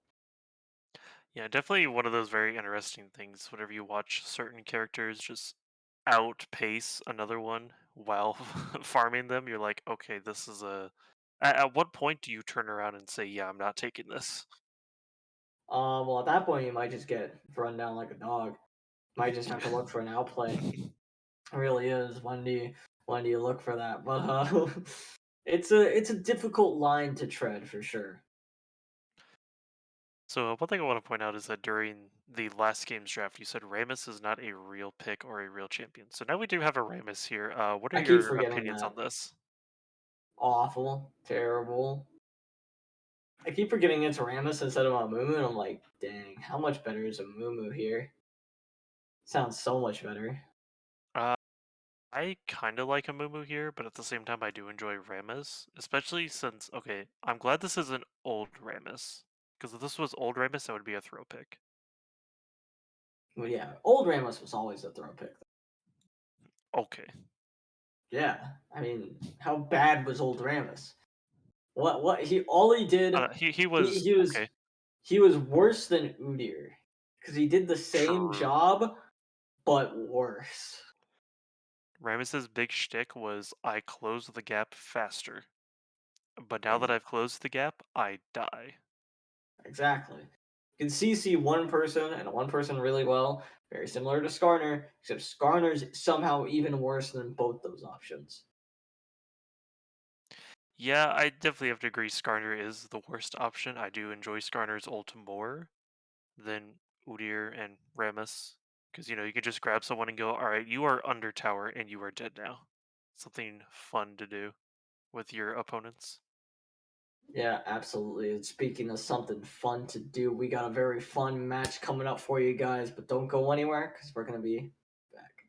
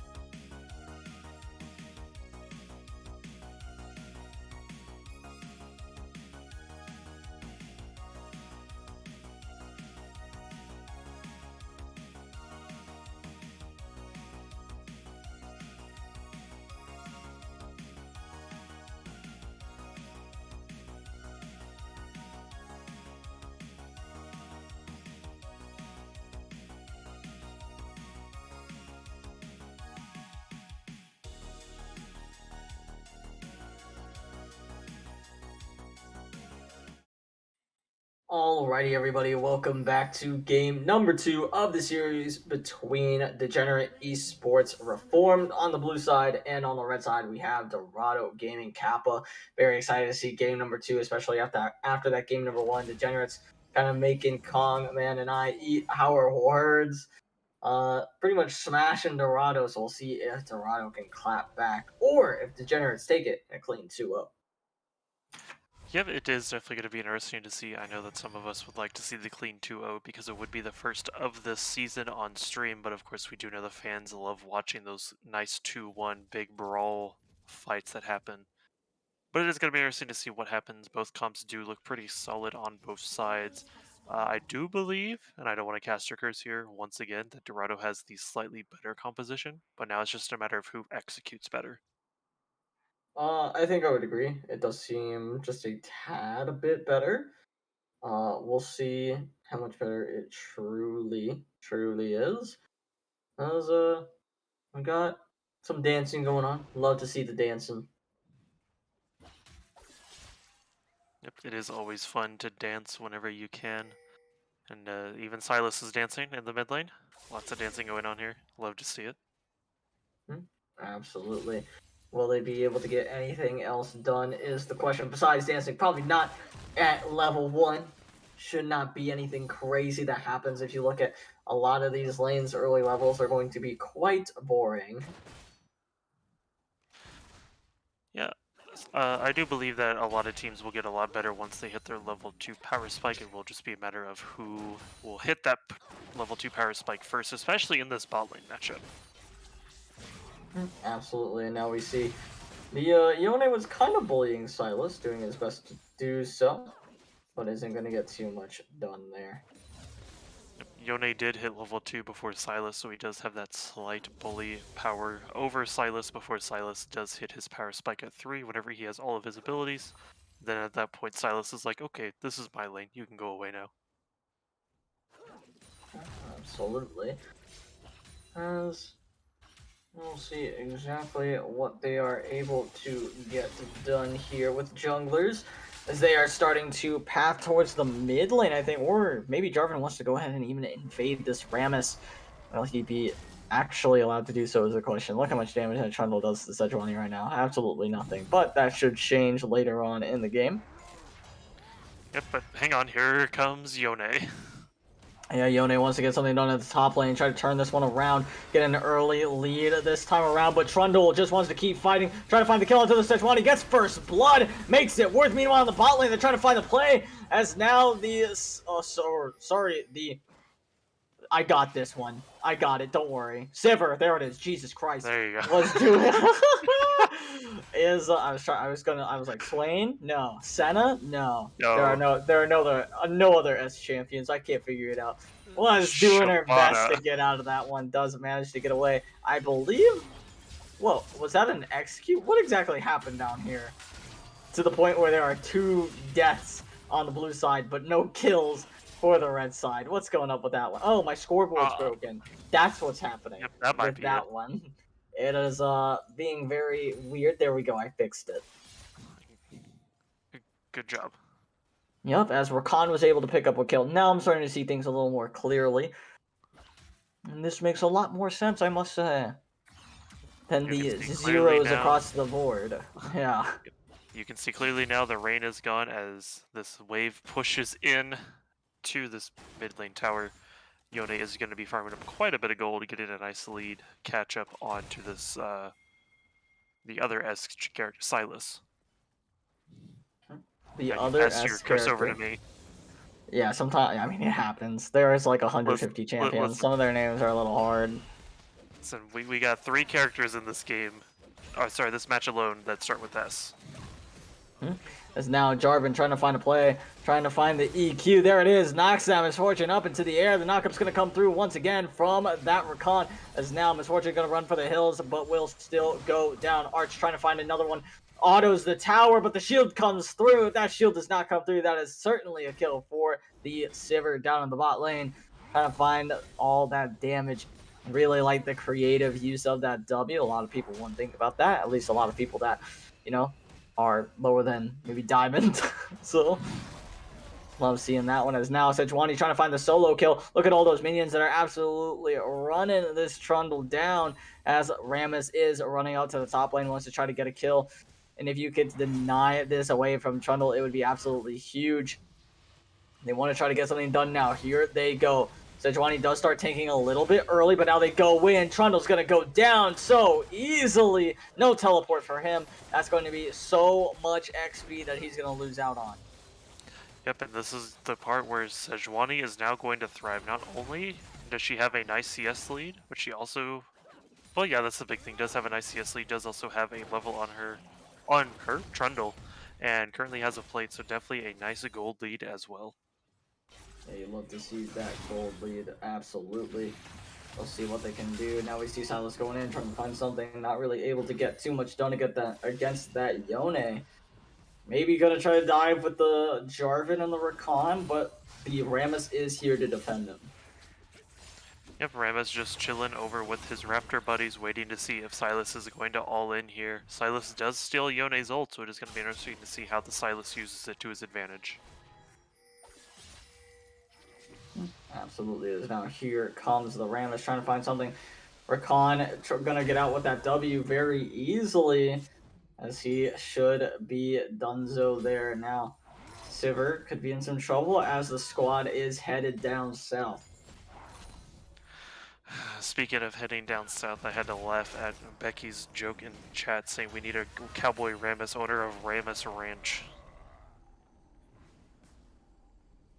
Absolutely, as we will see Trundle maybe try to get something done against this Sejuani once again, but looking like it's going to be the first Dragon going over to Degenerate Esports Reformed, as they are doing too well on this Dragon objective control.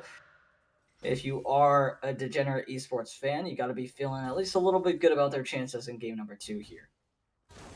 Yep, and if you are a Dorado fan, I'm pretty sure the banter chat is prepping up all of the another sad loss for Dorado Gaming. Very possible. As Silas with the Yone ult is going to go in. Yone doing what he can to fight back, should be able to get him out of here. Here comes Rammus though with an easy gank, but that's going to be the spell shield. The taunt was not spell shielded though. The peel is there. The ult under the tower to try to find the kill, but they are just too fast and too furious on the side of Dorado, getting on out of there, making sure they do not bleed gold like they did in game number 1. Yep, it is always a good thing to not bleed gold, as we do see Jarvan is going to start working on this Rift Herald.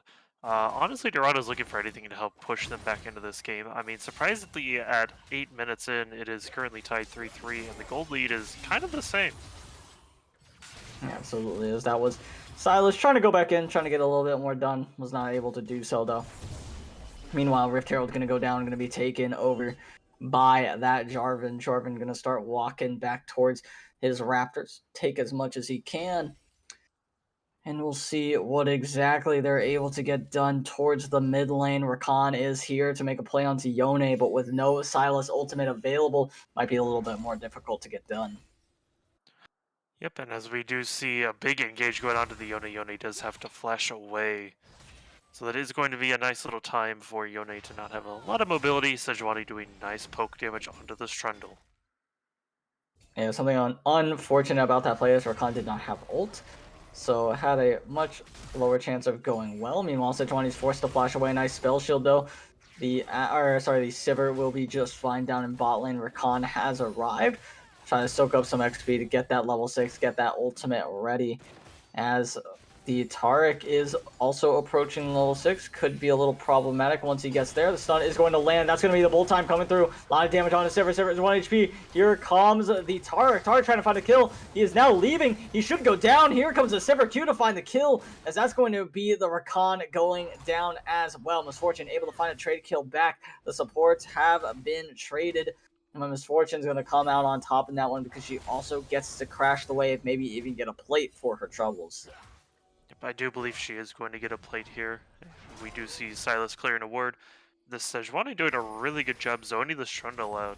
I know that we did say back during the pre-show that the Trundle nerf isn't that much, but I do believe in the Sejuani favor, though. This is actually huge for her. Now here is Jarvan trying to find the play on to the Misfortune. Misfortune does have that flash available. The Cataclysm is available as well. The flash forward, there it is. Drops it right on top of her head. As that will be Jarvan walking right on out of there, putting the walls down, and will be a-okay. Meanwhile, in the top lane, not a whole lot going on there. Mainly just a little bit of brawling in the mid lane as well. Same type of thing. Will they be able to make a play? The Taric and Rammus have the ability to roam, but that wave is not in a good spot for them to get anything done in the mid lane. I definitely have to agree with you there, as we do see the top lane crashing into the tower once again. Sejuani getting a free back. And we do have the next dragon coming up in a minute 30. It is once again a Ocean Dragon, so no Ocean Soul this game, or Mountain Soul. Absolutely, and we do see those recalls coming through. Wondering where exactly... I feel like, oh, my scoreboard is broken again. That's so weird. Couldn't see that he had Rift Herald, so love the spectator client. Very nice stuff. Not a huge fan, if I'm being 100% honest, though. Remember, they're not bugs, they're features. Sure, yeah, we could say that. They're testing to see how well you know your league knowledge. Well, I know that based on basic math, there were more than 2 kills in that game. Alright, that's pretty good. That's better than I know. Yeah, absolutely. As we we'll see what exactly each side can get done. Sivir does have that lead, but here comes the Sylas with the Yone ultimate. Yone did use his E, uses his ult. Now will he be able to get away? They flashed under the tower. Here comes Rammus though, and he's gonna do so much damage. Explodes that low health Sylas. As will the Jarvan be able to find anything else? He just uses Q, cannot combo it with the E. Meanwhile, Rakan is in some trouble. Gonna try to get out now. Easily gets over that wall. As now Cafe is brawling with this Rammus. Rammus is gonna get knocked up. Cataclysm available is a drop down onto his head, but he's gonna live with so little HP. Meanwhile, on the bot lane, Tara trying to look for the angle. As maybe Sivir and Rakan just want to try to run him down, but they're not able to do so. It doesn't appear to be that way, as we do see Misfortune just casually farming the waves with all of the Sivir Boomerangs just doing what they do best. Rammus has already bought Turbo Chemtech, not even 13 minutes in, so second mythic item currently purchased in the game. Absolutely. As we will see the Sejuani trying to find something, trying to get something done, is just taking so much damage though from this Trundle. Yep, Sejuani does a really good job poking the Trundle, but unfortunately, if Trundle does get on top of her, she does start to struggle just a little bit, just because Trundle's ult is kind of like, hey, all that army you're building? Yeah, I know, I don't care. Yeah, exactly. Very fun time for the Trundle, not so much for the Sejuani.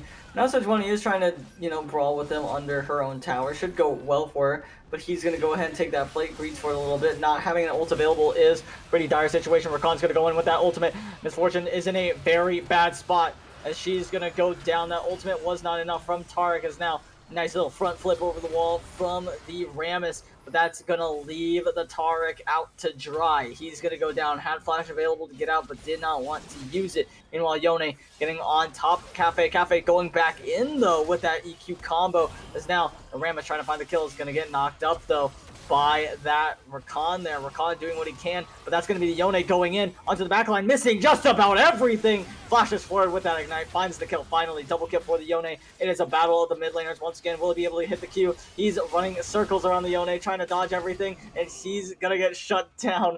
Very funny stuff from Hypnotic Scrub to just kind of walk circles around him, but I'm pretty sure we've seen this one before, right? Dorado Gaming does well. Does a decent bit well during the early game, keeps it competitive, but towards that mid game, towards that late game, start to slowly bleed gold, and right now, they're bleeding a good bit. The good news is, though, is that Misfortune not getting a lot of that money right now. Yep, but one thing I do want to point out is that our soul of the match is going to be Hextech Soul, a soul that surprisingly we haven't seen that much on VRS pretty recently. Yeah, Hextech Soul is one of the more fun ones, though, in my humble opinion. Love me some Hextech Soul because of the Hextech gates that they give. As now, all of a sudden, Misfortune in a bad spot is getting 1v1 by Arch. He greeds for the tower. might have been worth. It was first tower of the game, but giving over a little bit of extra money towards the Sivir, not exactly what you want to do. Yeah, especially now that Sivir is 3-0-3 with a 350 gold bounty, and meanwhile, Misfortune, you're 1-5-1. You kind of got to turn this around from last game. I'm sorry, from this start of your game. Just a little bit. As now, the looks like the Jarvan wants to go in, try to get something done, as that's going to be Itchy Rat finding a kill onto Krem.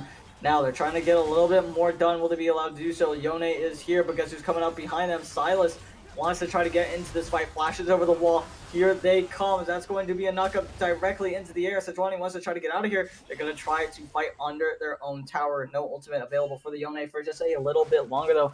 Misfortune is here. She wants to try to walk. Bull Time is going to swing, as now all of a sudden Jarvan is zoned up towards the top side here. That's going to be a flash forward from everybody there, or just maybe the Misfortune finds a kill. Yone able to find one as well. Yone is running this fight. A double kill for him. A shutdown for the Misfortune. That's absolutely massive. Degenerate Esports just want to keep fighting, and Dorado Gaming, for some reason, just keeps indulging in them. Yeah, Degenerate Esports is doing a really good job knowing when to take the fights, and unfortunately with how the fight started with Sivir, that's not where you want to be. No, not at all. And that was just so much damage on that recast of the E. Karma Warrior has been absolutely ruining Dorado Gaming in Game 1. He did it. Game 2, he's doing it as well. Right now, we talked about the MVP voting going to Alcalora in game number 1, but I mean, if you look at this series as a whole, I am huge on Karma Warrior right now. He is just playing out of his mind in this entire series. Yep, so the point that I was going to go over was the fact that Degenerate Esports is knowing when to take the fights, and if Dorado tries to take a fight too early than what Degenerate wants, you notice they just kind of walk away and they go, that's fine, we know the respawns are coming, and especially with these Hectex gates being active right now, I do believe that Dorado did not take that into factor in that one fight over in the blue side jungle. Yeah, for sure. I'd have to agree with you there. See what this Yone can do, trying to get this red buff, secure it before any more fights happen. And then, you know, I gotta agree, giving over the red buff to Yone, probably the best decision.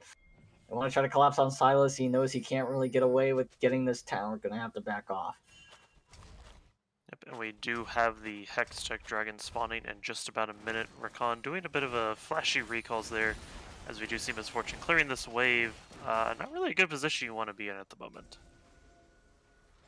No, not really, as we will see what exactly they can do. Meanwhile, the Sivir is doing her best to clear waves where she can. Could be in at least a little bit of trouble, though. And that should be just fine with their teammates linking back up with her. Taric trying to find the stun, will not be able to do so. They're kiting him out pretty well. Here comes the Rammus, wants to try to get something done. Yone is going to ult in, but Sivir is allowed to free hit. Bullet time is coming through. Taric ultimate is going to save some time, though. Silas on the backline tries to find the flash over the wall, but fails. Just gets the flash away. Cataclysm is dropping, but Sivir is hitting them over the wall for a year and a half. She's just allowed to do whatever she wants. Sivir taking absolutely no damage in that entire fight, but Yone still being alive is not good for her. No, and unfortunately, since Jarvan did go down, Rammus could potentially get a nice dragon take here, and we do see Rammus go over towards the dragon, and it does appear that the rest of the team is going to have to zone out for this Rammus.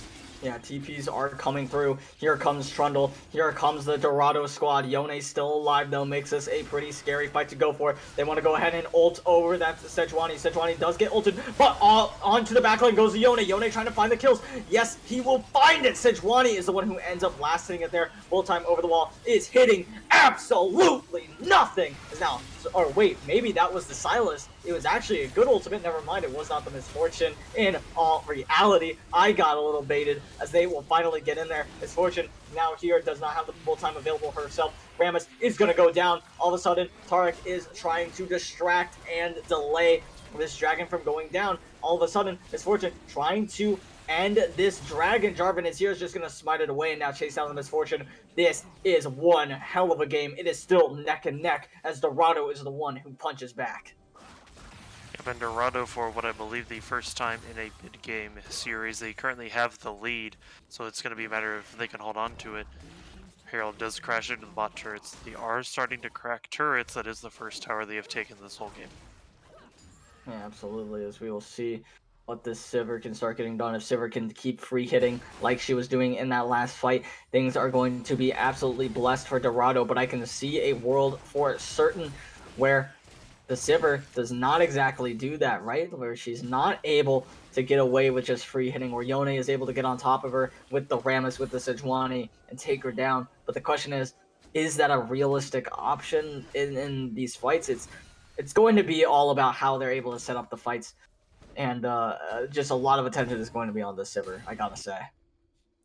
Yeah, basically the part that's going to make or break Dorado is this Sivir. If Arch can actually start popping off and carrying and being what most ADCs tend to do, Dorado can easily win this game. Otherwise, you're just going to be seeing Sejuani falling onto a Sivir the whole game, and Sejuani just goes, yeah, Sivir, just stop. You're not playing this game today.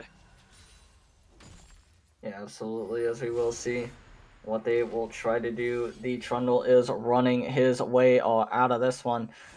Looks like they won't be able to stop him there. Just now, maybe they'll get something done here towards the mid lane. Does not look like that'll be the case, though. It is going to be interesting to see what happens, though, as it seems both teams are just currently sizing each other up. Nothing big, nothing bad is happening. No big objectives are up besides this Baron, though. And here comes the bullet time. It is swinging, doing what it can.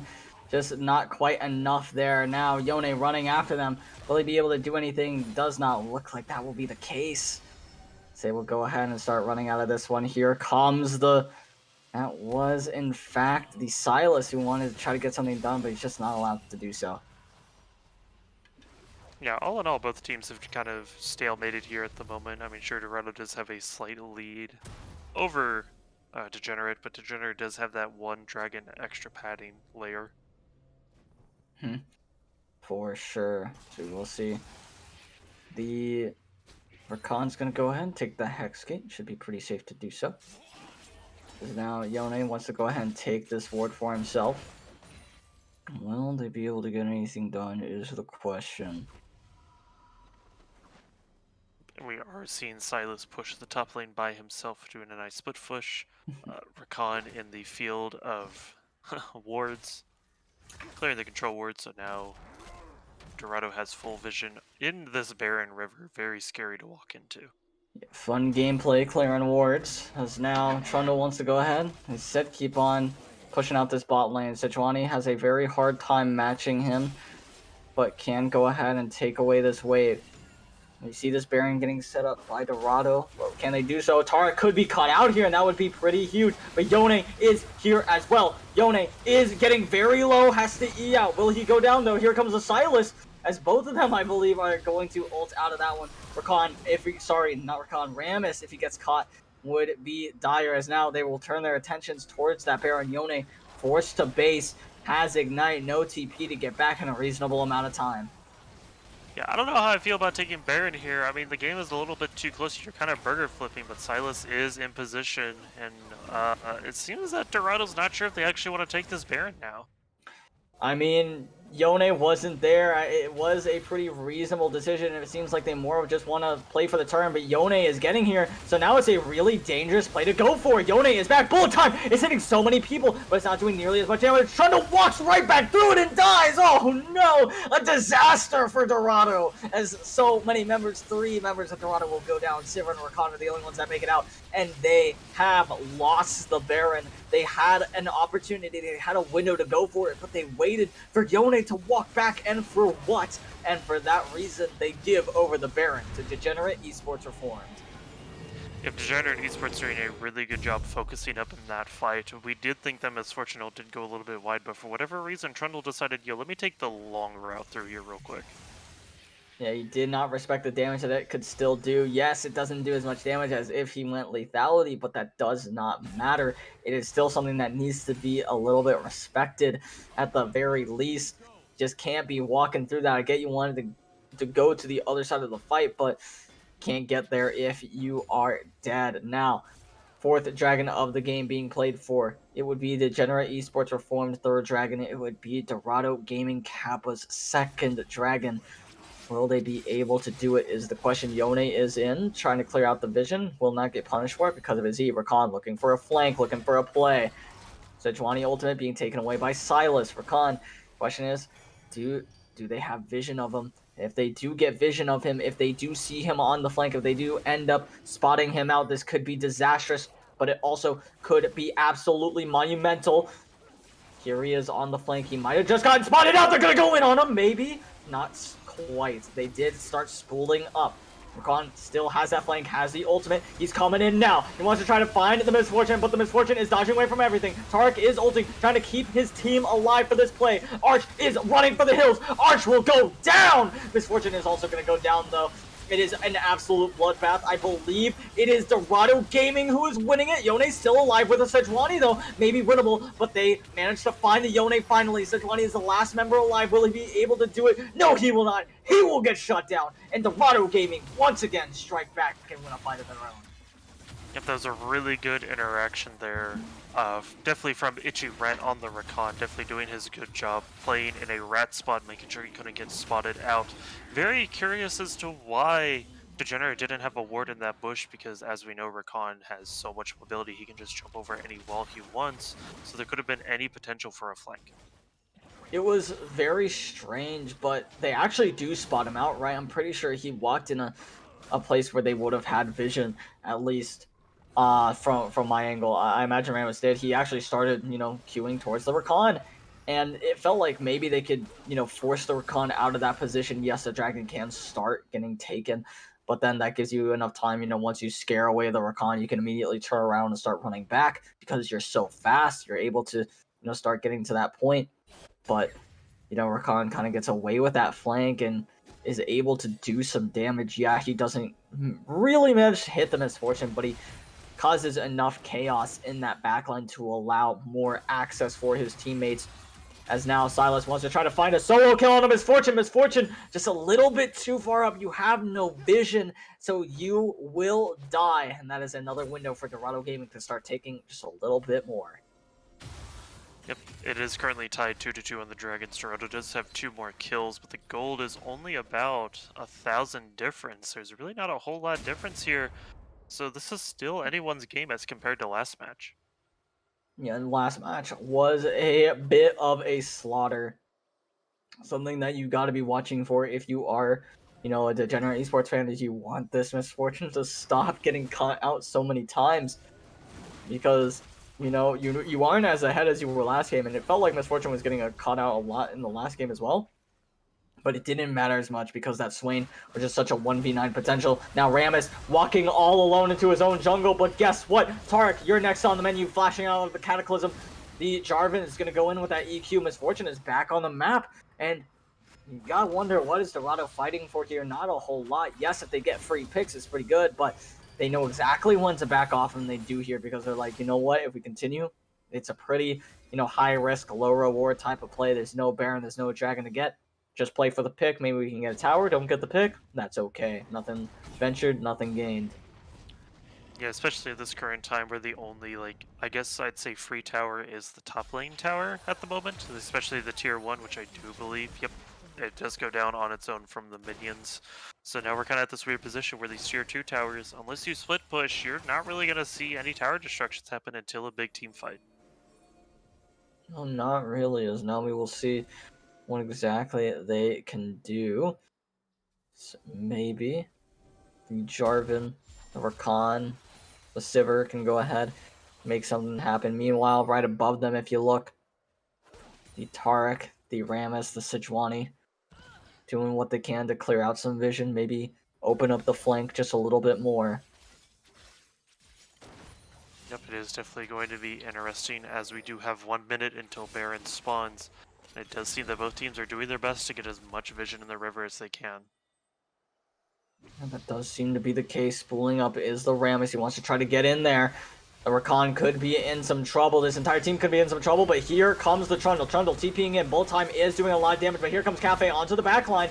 Yone doing what he can to get onto the enemy team's backline, but he's actually on the Sivir. Sivir is going to flash. A lot of flashes are winding up, going wide, as now Misfortune is actually free hitting. Hasn't really been getting hit by this backline. Doing what you can to kite it out. Is going to live. Itchy Rat trying to find the kill. A shutdown for the Misfortune. Sivir is alive, but for how much longer? Sejuani going forward. Sejuani's going to find the kill. Tarek is alive. 5. They managed to finally find the misfortune. Sivir is popping off with this Sylas, as now the Taric has to run away, is going to dodge away from the chains. Taric still has that gap closer in his W. Will Taric get run down? He has no flash available. The stun's going to come through or not. He actually gets canceled. He gets killed before he can get it off. Sivir is hitting the towers. Dorado is still on top.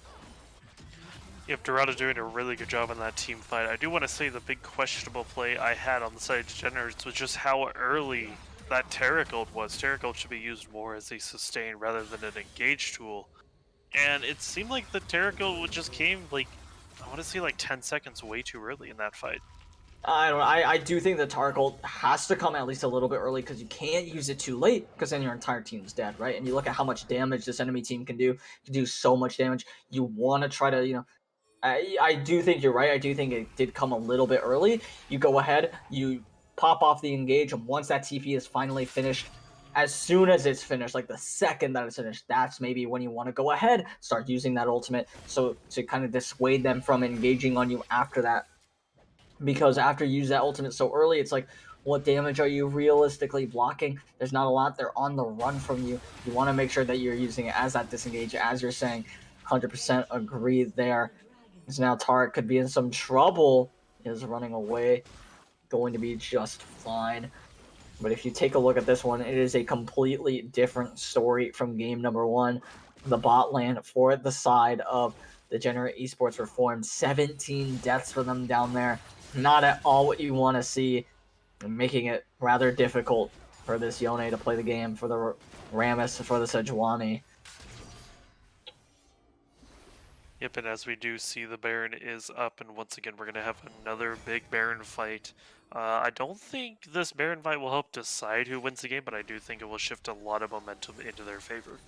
I think if either team gets Baron here, it's pretty over. Actually, mainly if Dorado gets the Baron, I think they could end if they also got the ace off of it. Just because of mainly the wave states and what they'll end up being in the mid lane one, especially if they're able to shove a wave then walk over. It's not necessary. You already had river control, but now you're kind of giving it up to, you know, make sure the wave is in a good spot for a potential ace, which is a little weird of a decision. High risk, high reward though. So maybe we'll see Rakan go in. I highly doubt that would be a good idea onto the Sejuani, who is full HP. Not the target that you are looking for. As the rest of Degenerate's going to walk as 5, as they will all be spotted out. Sylas starting to walk up, has that teleport though. Not really need to. Sivir backing right now on a weird timer. If they knew that she was backing, this would be a huge opportunity for Degenerate. They're just going to get that vision control back off themselves, take that reset. Yep, it is definitely going to be interesting. Trundle does use this pillar to make sure they're not doing the Baron. And it looks like it appears all Dorado is just slowly going to be walking forward. Sejuani is going to actually complete her back. It seems a lot of Degenerate is backing here to finish buying some items before they potentially want to do a Baron fight. Yeah, it does look like that's what Rakan wants to do as well, or at least buy something. Maybe buy some pink wards to start setting up that vision again. Look at his ward score. The ward score both of these supports is absolutely phenomenal. Exactly what it needs to be. What you need to be doing the entire game on support, doing their jobs to the letter. We'll see what exactly they can get done here. Is now they want to try to make something happen, you gotta feel like. As they are going towards the Baron. Degenerate want to start this up, but they see the pink one, and all of a sudden it has become a terrifying proposition.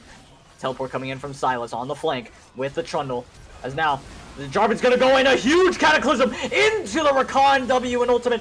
The Jarvan's going to go down though. Taric's ult is here. That's going to be a shutdown onto the Sivir. This is disastrous for Dorado. Ichirat's going to go down. Will they be able to do a little bit more? The Baron should be what comes up next. Cafe is dead. Arch is dead. Ichirat is dead. The Baron is free for the taking, as Degenerate Esports Reformed are able to take control of the game once again in such a back and forth game, and they want to get more. They want to get these towers.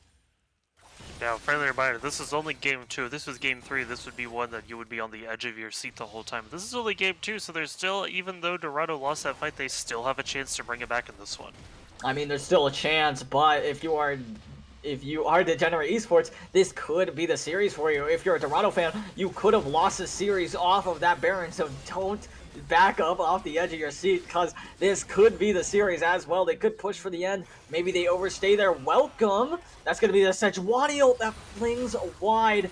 Taric ult, if it was up sooner, they could actually look for the turn, but I don't think that's going to be the case.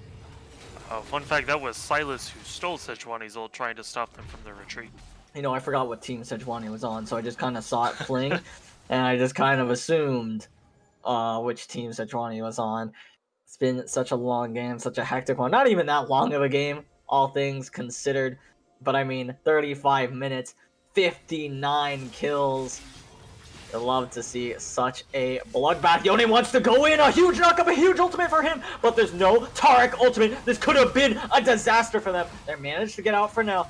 Miss Fortune is nowhere near the fight, but here comes the one time in a jungle corridor. The Taric ultimate has been dropped. They want to try to re-engage with it, but they are kiting it out beautifully, as that should be all she wrote. Will they be able to get back in there, make the fight happen? It does not look like it. Each team should take their reset in stride, but they want to go in. They want to try to make this happen, as the recalls are finally going to come through. As Degenerate Esports, they know what they want to do. They want to siege. They want to make sure that Dorado does not have 4 Hex-Tech dragons. Yeah, that is definitely a big thing here. I do believe that if... Alright, so if Dorado gets this dragon... Uh-oh. Taric on the backline on the flank. That's going to be the Sivir in a terrible situation. That's going to be the kill coming through for the Sivir. That's going to be the Taric ultimate for the other team with the Silas. But it doesn't matter. Dorado is routed. A quadra kill for the side of the ADC. A pentakill could be incoming. A pentakill for the Misfortune. The pentakill to end the game, to end the series. Degenerate Esports Reformed will take it 2-0. Hextech Soul be damned, no for you, not for you, they say. They are onto one Nexus Tower, they will be onto the other one, they will be onto the Nexus, and they will win game number 2 and take home such a close series, or close game, that led to a close series. My goodness. Yep, Whew. that is definitely a Yes. good way to finish off. Definitely that one, especially with the pentakill. Don't think there could have been any other better way for that one to go. I must say, what a redemption in game number 2 for the Misfortune, right? I mean, you saw, realistically, let's just say how badly Misfortune and Tark were playing this early game, but they were able to scale, right? I mean, like, so many failed plays in the early game, a lot of deaths, Misfortune getting caught out, so much tilt coming through, but it doesn't matter because he just shakes it off, and that's what you really want in a player, right? I mean, before this play, he's 8-9, which is, yes, 8 kills, absolutely massive in terms of how much money you have as well, but it's not exactly the most impressive stat line. You get a pentakill, though, on top of that. You still manage to say, I don't care how many deaths I've had. I don't care how much gold I've bled this entire game. You still make a game-winning fight happen. And to pull it out like that in such a close game, that is, if you were going into a game 3, that's a huge confidence booster. But just being a game-deciding win, that could be a confidence booster going into next week. You don't let that game get you down in the early game at all because, I mean, at the end of the day, that Misfortune's the hero for sure. Yeah, Misfortune was a hero. Those bullet times in those corridors really helped to win the game. And we got to see a little bit of just the power of the new Misfortune with those crit items, with the damage that the double up was doing, with the extra attack speed from Strut. We got to see this champion perform, and we got to see the reason this champion has a disgustingly high win rate in solo queue right now. But overall, even Misfortune aside, just a really solid performance in both games from uh Degenerate Esports Reformed. They, although it was very back and forth in that game too, and even in the game 1, they were a little on the back foot at the start of the game, they were always able to find their win conditions even after a little bit of sprinting. You know, we sometimes we run it down for fun. It's the Plat League after all. You know, we run it Yep. down to flex a little bit. But we have the MVP poll up right now, so make sure if you are in chat, you vote for who you believe to be the MVP. Was it the top laner, Krem in the jungle, Karma Warrior in the mid lane on the Yone. Elixia with the Misfortune Pentakill in the AD carry role, or Alcalora on the support Taric with that spicy Hexgate at the end of that last game there. Uh, Very spicy. Ooh, mama. Uh, I'll be honest, even though it ends up working out for him, I don't know if I agree with the Hexgate play. It was it looked pretty troll. Maybe it ends up being like the reason they win that game. I'm not sure if that's why. Like, it's maybe it just shook them to their very core. I do think if Dorado plays it a little bit better, I think that's like a really like big question mark. I think you just all collapse on the Tarek real quick and kill him. But that didn't really. I feel like they were a little too flustered to like very make that snap call and make that play. So for that reason, because there was like that second of hesitation, it ends up being really good, right? And well, I don't could blame take that them. into account. No, I agree, and for that What- reason, I'm going to take that into account and be like, that might be like the greatest play of all time because you just like bamboozled your opponents, right? Yeah, look, So when the a worst. when a So shirtless when a real quick, shirtless man appears before you, what are you gonna do about it? Like, Yeah, you don't know. you're gonna be flustered too. so I do see Degenerate Esports in chat, so I guess I'm gonna ask: was the Taric Hexgate at the end part of a plan, or did Alcoria just go rogue and somehow it worked? I Just like the need idea to of going respond. rogue. Yeah, just go Uh, rogue. So something I do have to mention, I'm going to influence the poll a little bit because I have no shame. Is as much as I said, like, yes, Misfortune's a hero. Misfortune gets the pentakill. Misfortune played so well in that latter half of the game. I think the credit really has to go to Karma Warrior, right? Because in game number 1, he pops off. Alcalora pops off just as much on the Thresh, and I think he was probably a slightly bigger part of the win because of what he was able to, the plays that he was able to diffuse with hooks, was just a little bit harder to accomplish than just playing Swain and ulting and finding those E's, those Qs, and all that damage. I think Thresh took a lot more skill to be able to stop the plays from happening because that's what the Thresh was doing a lot of game number 1. But if you look at game number 2, right, you could tell that he was like, all right, I'm on a champion that can really show my stuff. And I mean, he played the Swain game so well. He plays the Yone game about as well, right? He's on a harder champion, so it's not going to look as clean. Of course, he's gonna have to do a little bit more work to get it done. But that didn't really stop him. And I think he was the most consistent member of this team. Maybe the top lane as well was a little bit consistent, but the Cho'Gath didn't really impress me in game number. Or sorry, he didn't play the Ornn. The Ornn was very okay in game number 1. The Sejuani was very okay in game number 2.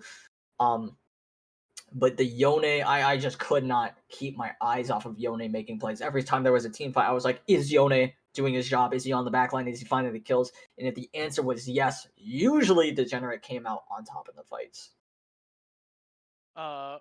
Kongman, would you like to influence the poll while we still have time? Well, I mean, a lot of the votes have already kind of been cast, as I can see, but That's I'll be honest, good. I did vote for Alcoria because I do believe that should be Wrong. the MVP. Okay, listen. Wrong. Okay, Wrong. listen, Ramus Wrong. hater.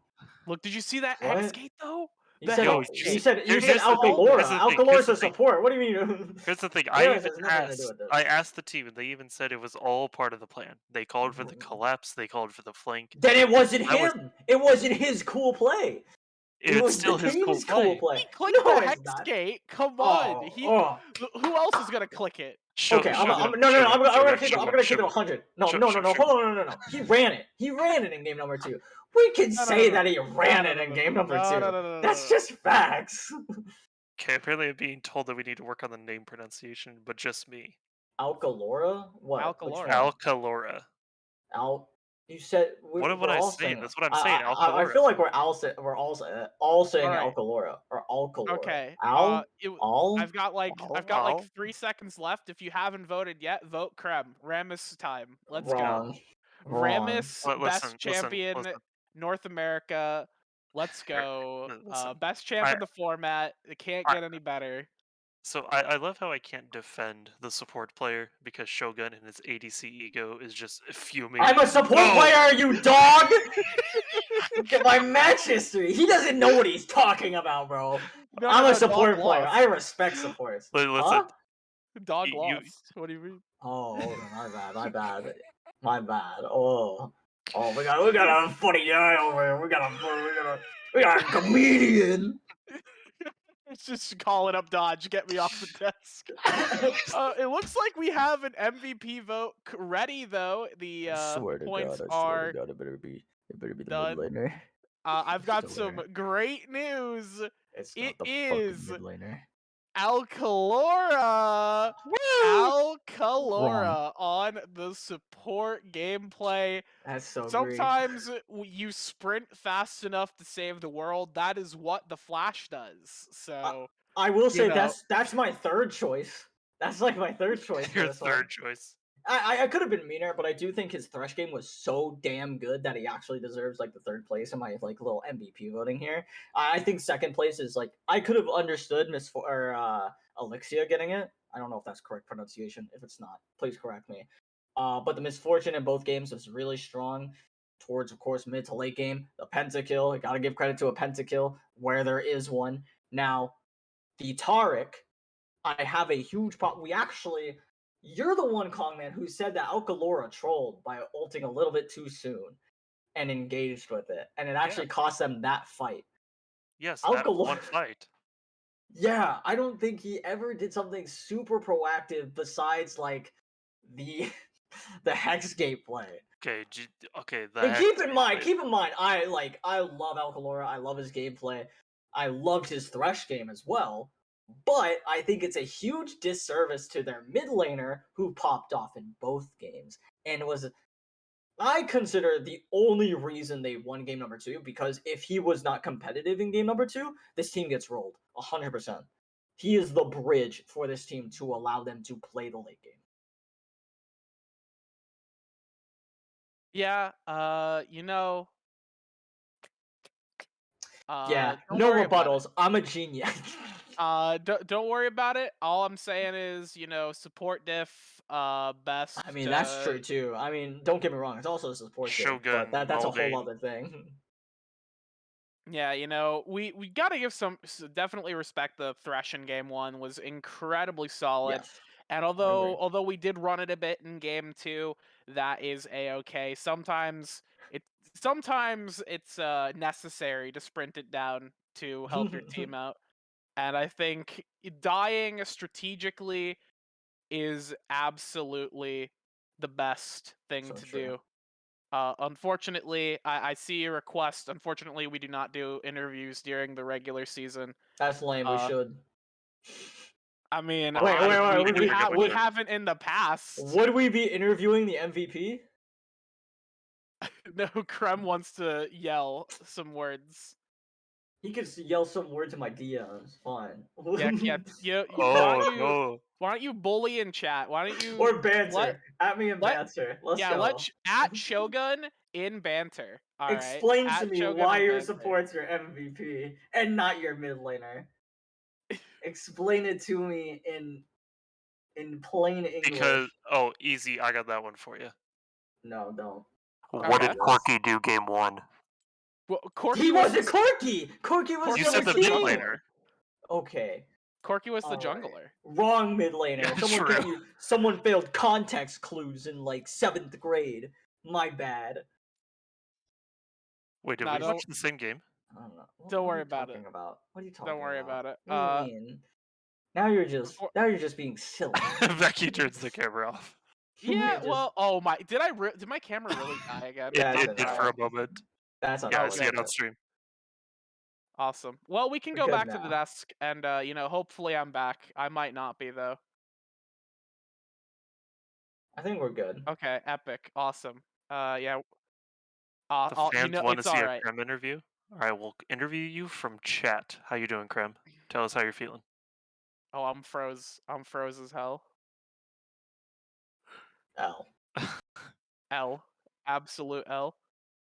Yeah, Krem, yeah. this is your chance to type in chat, and no one else type. Amazing. Glad to hear it. Good interview. Shogun, you have a question? Yeah, unfortunately, I don't think any of us have the power to actually move you into this voice channel, so we can't do a proper interview with you. It would be rather hype if we could. It would be rather hype if we could. Wait, hold We on. I might cannot. have the power. I'm going rogue. Hold on. I might have Oh, the power to no. move him.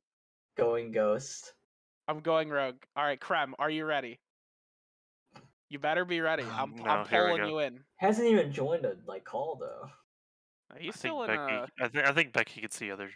Oh, you can. Oh, we. Oh no. Oh, here's We've I've Krem. gone yanked rogue. Krem in. Okay, thank you for having me, by the way. Of Yeah, course. welcome for the impromptu interview. Mhm.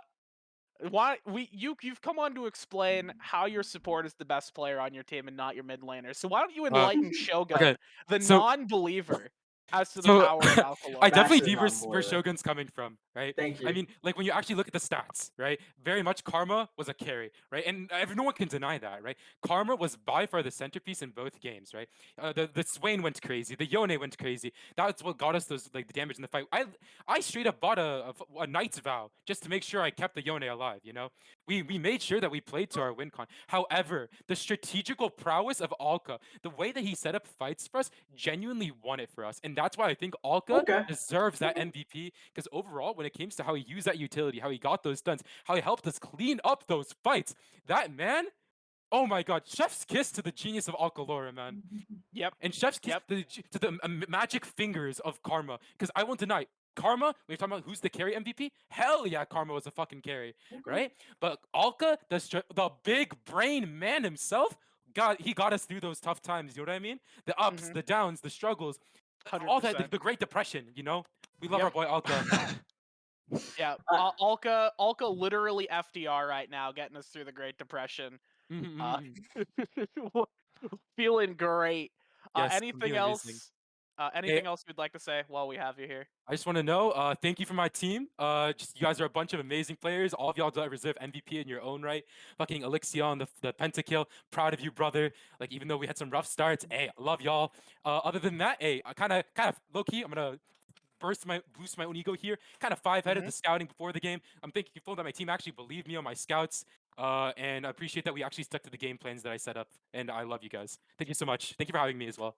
Yeah, of no. course. Thank you Thank for you for coming coming. on, and thank you for playing Ramus. You know, Okay. I love watching on Ramus. Ramus Gaming. on a real note, I honestly think that the Ramus pick was the most brainless thing I've ever said, like that I've ever done. That was No, it I was should have. terrible. It was It was terrible. I love terrible. to see it though. I should have stuck to the Amumu, man. Like I do myself. I'm gonna be real. Like, Amumu was so better. Amumu was like yeah. leagues better. We No, were all confused. because at first I thought that when they picked J4 that they weren't gonna pick Trundle because their jungler is a Trundle player, right? So I Yeah. fucking hate Trundle in playing against Trundle as Rammus, True. right? Mhm. But like when I saw that they picked J4, I was like, oh shit, no Trundle, right, guys? And then I just fucked myself because like, oh shit, wait, I forgot he can play top two, and then No. it was doomed, you No. know, you know. Hey, Doomsday. a little oversight, but it worked out in the end of the day because I have some fucking amazing ass players on my team. Yeah, that's about it for me. Thank you guys. All right. I'll hop out now. Love Yeah. y'all. Thank you for Loves. coming No on. problem. Thank Have a you. good evening. Yeah, We one All thing I right. have to say, Krem, we take a breath, my man. we Breathe. we forgot to warn him not to say no words on stream. That's on Look, us. That's on us. you know Yeah. what? You know what? The Victoris Talk Squad last night, every Wednesday, the Victoris Talk Squad delves into dark depths, and Yeah, but that's you know, okay I though. think That's it's like the okay. diet. That's Oh, like the like Yeah, badly that's I, what- rating Lux skins. I, I think it's okay. I think it's okay. You know, a little bit. The players just excited. You know, the hype is what we like to see, and I'm glad the players are feeling good. And you know, even though Dorado Gaming and another sad loss for Dorado Gaming, I hope they're looking to bounce back yeah. after this series and keep on keeping on. Look to get to the playoffs and get their revenge. But with that said, I believe that will be the end of the stream for tonight. So as always, thank you for watching. If you're enjoying the Victoris content, make sure you hit the follow button, subscribe as well if you'd like to support the casters like Cogman and Shogun, and I guess me, or Dodge. Either one of us. Definitely hit that subscribe button. It is September, so you do get a slight slight sale on subscriptions and of course gift subs as well if you'd like to gift in the chat. And of course, follow on Twitter to get updates on when we're going to be streaming and what games are going to be streamed, what stream they're on, because we do have two streams running simultaneously for Valorant and League of Legends on Thursdays, Wednesdays and Thursdays, I think are when the two streams run. But either way, uh, that's awesome. So make sure you follow the Twitter, get all that info, know who's on the broadcast. If you would like to get in on the action yourself, type !Discord in the chat. You can get in to the Victoris Discord so you can join pre-made teams. You can join the draft leagues when those are back up, and it is a great time. Sometimes the, the draft leagues especially Always. are a big coin flip. Depending on how much fun you have. No. Very I, competitive. I have a lot always. of fun. I think some people suffer, but that's okay. Sometimes Sometimes. it's a bad. Sometimes you get a bad team. Uh, Shogun, got anything coming up? Anything you'd like to plug? Uh, so next week, on the 15th Yep. at 8 p.m., we're gonna be streaming again. Oh Oh, my god! Yeah, it's pretty Yeah, sick. whoa! we gotta see that. Kongman, what about you? Anything you'd like to say before we go? Well, I'm just gonna say this. I know Gerf will probably watch the VOD back later. Gerf, I'm sorry I'm failing you. I'm currently 1-2 on predictions. Not doing too great this season. I'm having a I'm 2 and flashback to 1. season 1. I'm 2 and 1. I'm all I'm saying is I never doubted Degenerate Esports. I just learned that they were playing today. Braku got me the hookup. Made sure that I could secure the lead in predictions, despite not being on the desk. No, Actually, if you really think about it, Dorado didn't really show up today in terms of true. gameplay. I don't know who So showed up, but it wasn't Toronto. yeah, so I think I got the win too in Okay, predictions. okay, I think that's fair. I think we all win. In the end, by Yeah. enjoying League of Well, no, Legends, hold we on. all got to win. Kongman didn't really make that caveat. I did though. Okay, so Cogman didn't win. Kongman, All right, so tonight Kongman is our biggest loser. Cogman is tonight's biggest loser. It's Anyways, season 1 all over again. with that, we're gonna go ahead and close it out. So make sure you tune in tomorrow for the VTS starting at 7:45 if you would like to see the Master League, and we'll see you back again next week for more Victorious Rivals series. Thank you all for watching, and have a wonderful, fantastic evening.